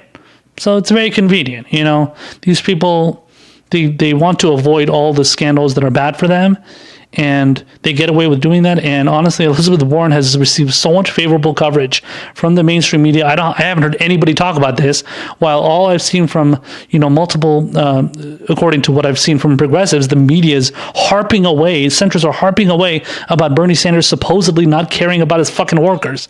And I've seen centrists tweet about it and stuff. It's fucking bullshit. As usual, smearing Bernie Sanders and not giving a shit about this, using that same standard for anybody else. So they don't do that, because there's only the standard of either smearing Bernie Sanders or pretending like the great things that he does that aren't actually happening. That's what it is. You need to avoid Bernie Sanders, avoid talking about the good thing Bernie Sanders does, just talk about the bad things. And then all the bad things that the candidates that they prefer do, avoid that, but then fawn over the wonderful things they do.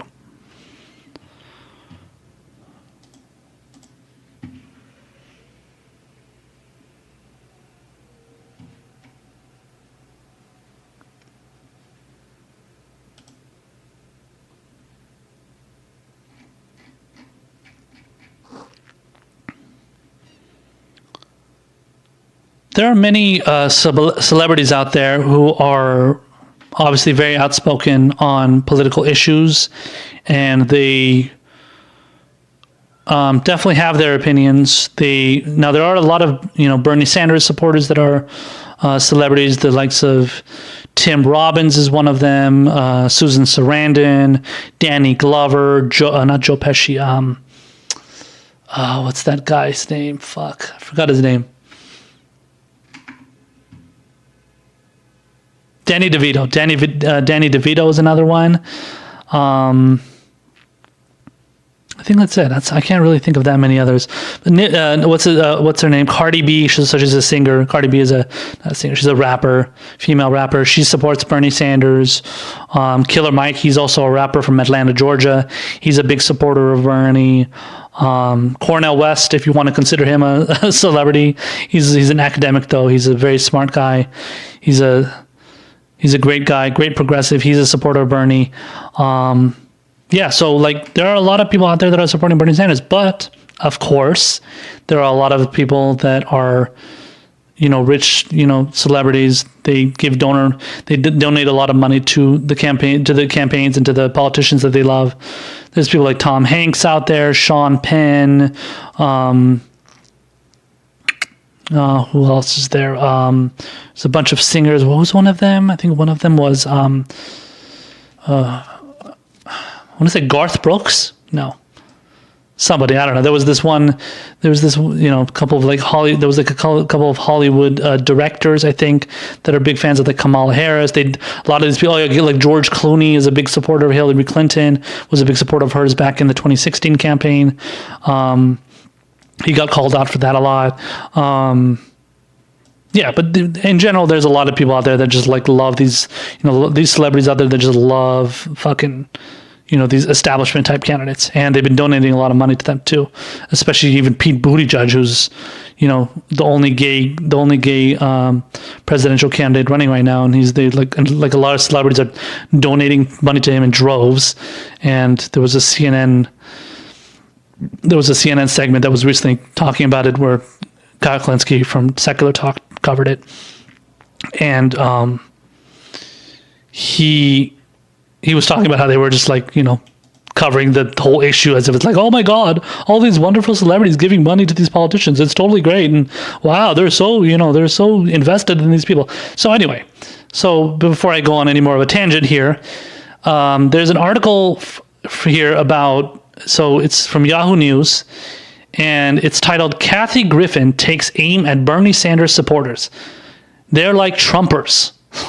So Kathy Griffin is this big time resistance type whatever person, female, obviously person that's involved in kind of this movement of just being anti any non-woman candidate basically. And a lot of them obviously hate Bernie Sanders because he faced Hillary Clinton in 2016, and they blame him for costing the election win for Hillary Clinton, which is ridiculous and fucking absurd based on no evidence, even though he campaigned for her over 40 times, and supported her and endorsed her and all that shit. But Kathy Griffin is one of the annoying and intolerable ones. So in this article, she fucking goes off on Bernie supporters and shit here. And let's get into it, and then we'll discuss it. So it says Kathy Griffin is all in for a female candidate, or a female president, during a Build series interview, I don't know what that is, on July 18th to promote her new documentary, Kathy Griffin, A Hell of a Story. The comedian did not shy away from giving her opinion on the field of 2020 Democratic presidential candidates. "I want a female president before I die, okay? I don't care if I'm on life support. With a freaking tracheotomy? I'm sorry, I have no idea who that is. And a feeding tube. I want a female president, so I'm just so torn between Kamala Harris and Elizabeth Warren." Big surprise. "I wish there could be a double presidency without a VP. I just think they're both amazing." She also added that she loved Amy Klobuchar and Senator Amy Klobuchar and Senator Kirsten Gillibrand. It says Griffin's attitude toward the male candidates in the Democratic field, especially Bernie Sanders, was not as positive. Shocker. It makes me sad that Bernie and Joe are polling so much higher than these women, and I know that dog whistle, she said. It's even women who are afraid to vote for women.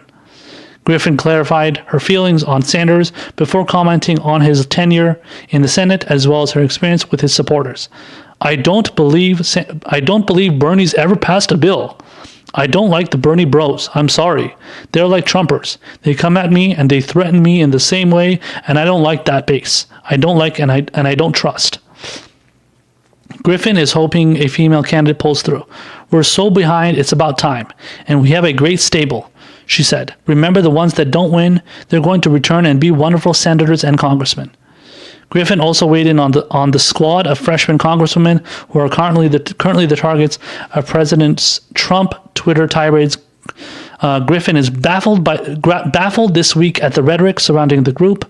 I don't think of them as far left extremists at all, she explained. According to Griffin, critics sincerely calling members of the squad comprised of Representative Ilhan Omar, Representative Alexandria Ocasio-Cortez, Representative Rashida Tlaib, and Representative Ayanna Pressley socialists have never been to a socialist country. Griffin pointed out that even Trump supporters want policies like Medicare for all as long as it isn't called Obamacare. Griffin says she hopes to see the group of 4 women expand. I think the 4 of them are hope. She said, I don't think they're the division of the party. So that last part is actually kind of surprising. I'm surprised she didn't say that they need to get groomed and work within the party and, shit like that. But her attack on Bernie supporters is ridiculous, as usual. She's just one of many to go after Bernie Sanders supporters, at least.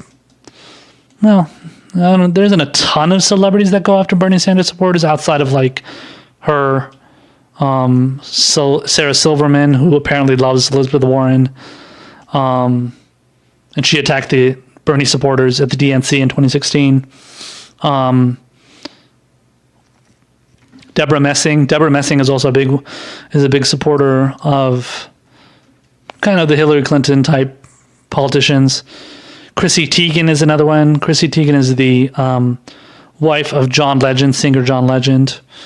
I think he's an actor too, yeah, philanthropist and everything, yeah. So Chrissy Teigen is another one that has gone at it with Bernie supporters as well and attacked Bernie Sanders, although not as virulently as like the likes of Griffin and Deborah Messing and a couple of others. And for some reason, I'm drawing a blank on some of the biggest anti-Bernie celebrities out there, but definitely Deborah Messing and Kathy Griffin are the 2 biggest ones. Deborah Messing despises Susan Sarandon because she supported Bernie Sanders and then supported Jill Stein in 2016, which is ironic when these people call, Bernie Sanders supporters and Bernie bros sexist and stuff, even though a lot of Bernie Sanders supporters went and either supported Hillary Clinton or supported Jill Stein, which is 2 different women, but they went and supported women. So how are they sexist? Makes no sense, as usual with these idiots. But, it's unsurprising to see this kind of bullshit from the likes of these, resistance types and these people that just like to, smear away anybody that dares to call out the establishment. Ultimately that's what it comes down to. It comes out to calling out Kamala Harris, calling out Amy Klobuchar. The fact that she likes Amy Klobuchar instead of Kirsten Gillibrand. And notice, Kathy Griffin, because she's got a fucking cinder block for a brain, she didn't point out any policies until the very end where she said that, she didn't, the thing is, she didn't bring up policy, like, for example, the policy of Medicare-for-all, when referring to the candidates that are running. She only referred to it when referring to the squad, so referring to AOC, Tlaib, Pressley, and Ilhan Omar. So, yeah, I'm glad to see that those people, those 4 progressives, are known as, known for the policy of Medicare for all and progressive policies. And she's talking about, the people that call them socialists don't really know what a socialist is, and they're totally uneducated on what socialism is and living in a socialist country, all that stuff. Never been to a socialist country. But notice, when she brings up the favorite candidates that she has, the people that she's fawning over, she doesn't mention any policy for them. So what policy does Amy Klobuchar believe in, Kathy Griffin? Please tell us. What makes Amy Klobuchar a wonderful candidate? What makes Kirsten Gillibrand a wonderful candidate? Kamala Harris, Elizabeth Warren. Tell us one thing that you support that they are pushing for. Tell us. And tell us how that policy is better than Bernie Sanders. You're not going to know. You're not going to come up with anything. At least you're not going to come up with anything that's better than Bernie Sanders. Maybe you know their policies, maybe you don't. I don't know. I haven't heard anything, but I'll give you the benefit of the doubt, Kathy Griffin, because I'm not an asshole, and I'll assume that you have at least one policy that you like from one of those candidates. At least when there's 4 of them right there. There must be something you like from them. Maybe you like their shitty college debt plan. Maybe you like the fact that they love the public option and not Medicare-for-all. Maybe. But, and that would be good. At least you'd be honest about what you prefer. But don't call yourself a progressive. Don't call yourself, liberal. You're just a centrist, pro-establishment Democrat, corporate Democrat. And because you're a rich fucking celebrity yourself, obviously that's what you're going to push for. You're not going to push for anything that's actually progressive and that's actually things that people in this country want. You just want things that are just going to be pragmatic and centrist and corporatist. But yeah, so and this is the thing. Honestly, if you talk to a lot of celebrities out there, especially the types that are donating hundreds of thousands of dollars, however many thousands, not hundreds of thousands, but thousands of dollars to these candidates and then doing fundraisers and stuff for them, which is fundraisers can be as ridiculously expensive as possible, up to like $10,000, I think sometimes. But those people, they don't care about the issues. So the people that are fundraising and giving money to these politicians, I would love to hear them talk about one fucking issue that they agree with, that they agree with ex-politician, ex-candidate on. So why do you support Kamala Harris? Why do you, why are you giving, I would love to ask them. I literally will get a microphone, go to some event that are out there somewhere, and then just go up to them, ask them, why do you support Kamala Harris? Why do you support, Elizabeth Warren, Kirsten Gillibrand? Why did you support Hillary Clinton in 2016? I guarantee you, a majority of the time they will say that I hate Donald Trump, which is fine, but I hate Donald Trump, and I don't want Donald Trump to be president. That's it. So if you really if you really want to go to the end of that conclusion, go to the end of the road, reach the furthest and best conclusion. If you don't want Donald Trump to become president, you would support Bernie Sanders. You know why? Because Bernie Sanders, not only was he polling ahead of Donald Trump for the general election during the primary. And even when the primary was over, he was still polling ahead of him. Not only was he polling ahead of Donald Trump, but he was polling by double digits ahead of Trump. And what did the Democratic establishment do? What did the anti-Bernie people, the pro-Hillary people say? What did the centrist Democrats and corporatists and establishment say? Oh no, we need Hillary Clinton because she's totally going to beat Donald Trump because she's very experienced and she's totally qualified and she's been around forever and everybody loves her. And we need a female president as candidate, a female candidate as president, and that's totally what we need. That's totally the direction that we should be going into, that we should be going towards, because that's what our country needs. So nothing about policy, nothing about change the country for the better. Because at the time, you got to remember, we had Obama, so we didn't have a right-wing president. Well, technically, a lot of people, including myself, would consider Obama to be right-wing. But to be fair, we didn't have a Republican president. We didn't have like a George Bush type candidate in there who was like pushing for the same George Bush policies, although on foreign policy he was. So. But, Obama was the exact same thing as Bush on every single policy 100%. But on many policies, Obama was a lot like Bush, and he was very right-wing. Hillary Clinton would have been more right-wing than Obama, and she would have done the same things as Obama, if not worse.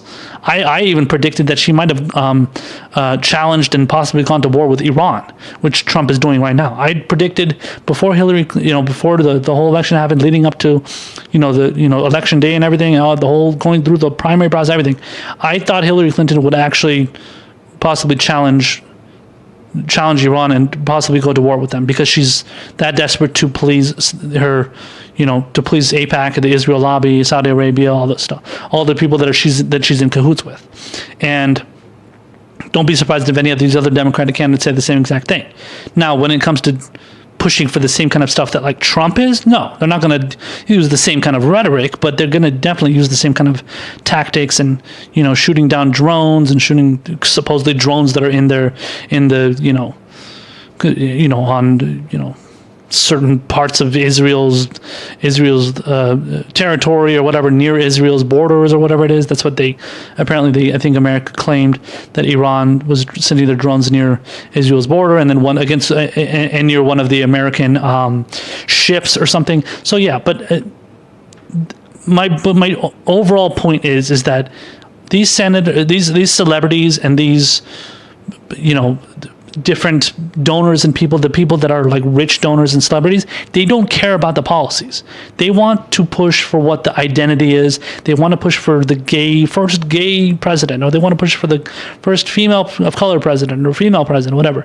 They want to push for the youngest person to run because the two old guys, like she said, attacking Biden and Bernie, the two old guys, I can't believe they're ahead. We have all these wonderful female presidents. We have all these wonderful options. Why aren't you going for them?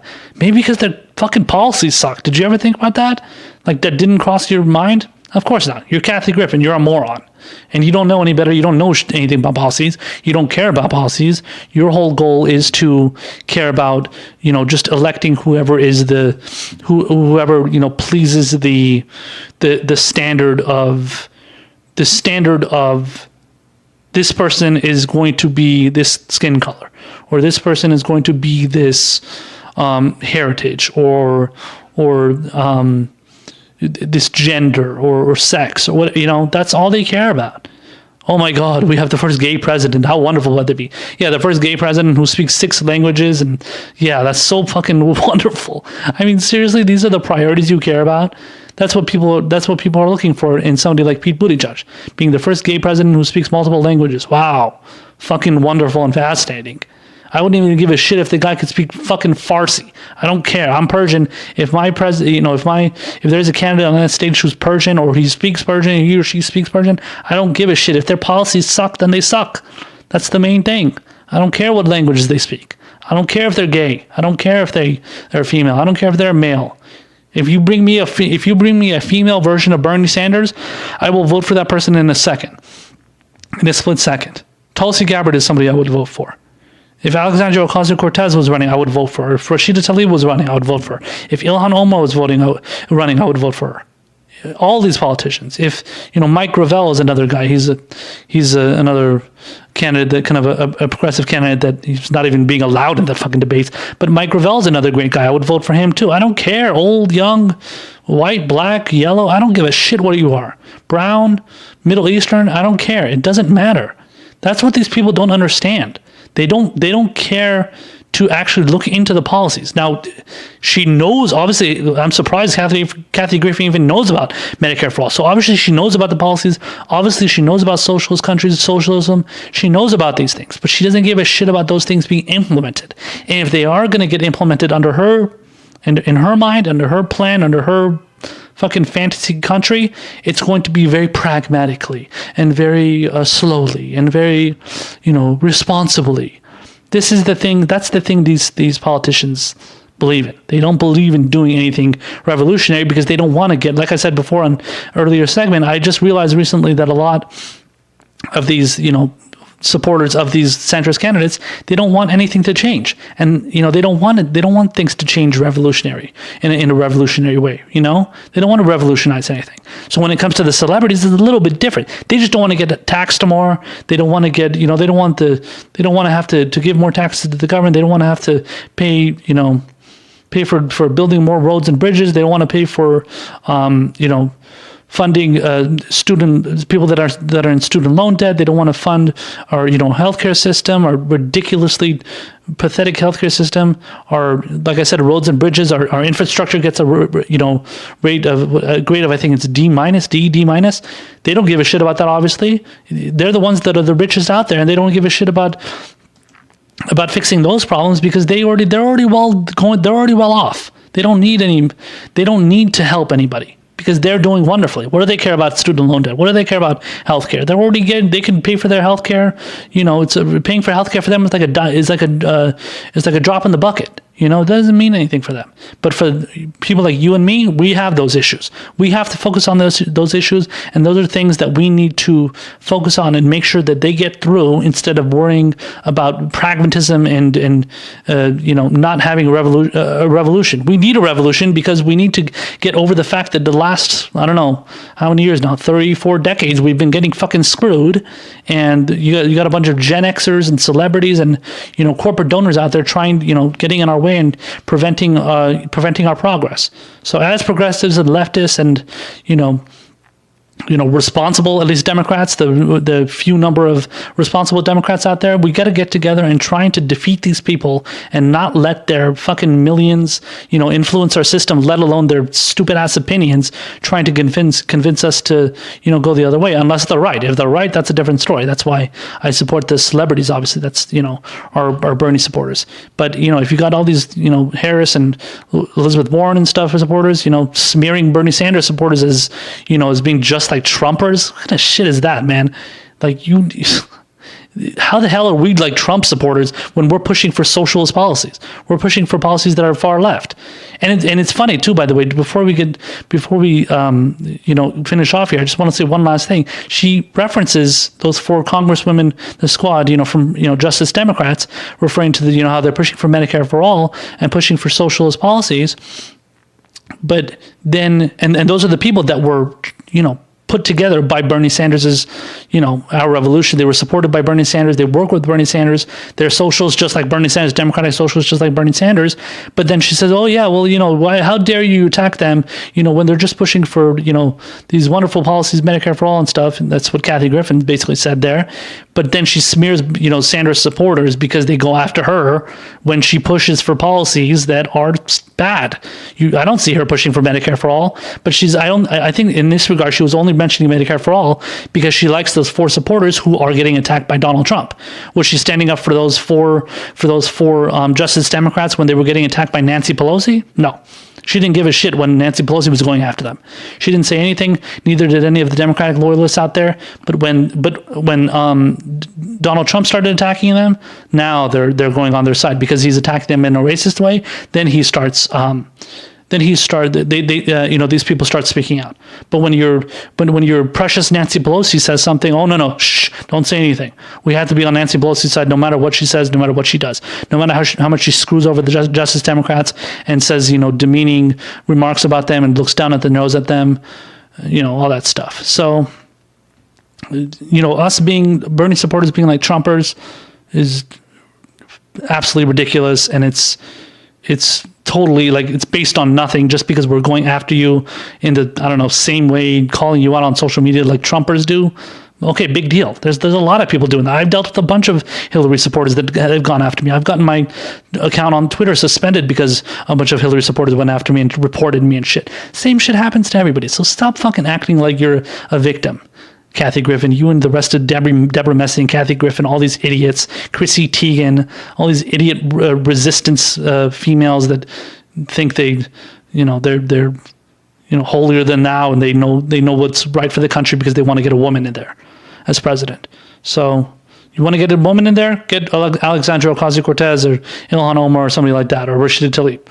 Get one of those people in there. Give them higher positions of power so they have more influence instead of these assholes like Nancy Pelosi and, Kristen Gillibrand and Klobuchar and all those people, Kamala Harris, whatever. Fucking corporate Democrats galore. So those are the only ones that the likes of Kathy Griffin won, and it's never going to change.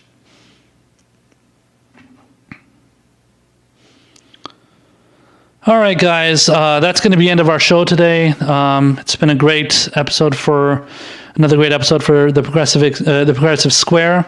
Thank you so much for joining us. Before we get going, once again, don't forget to check out my Patreon page at patreon.com/progblacksmith.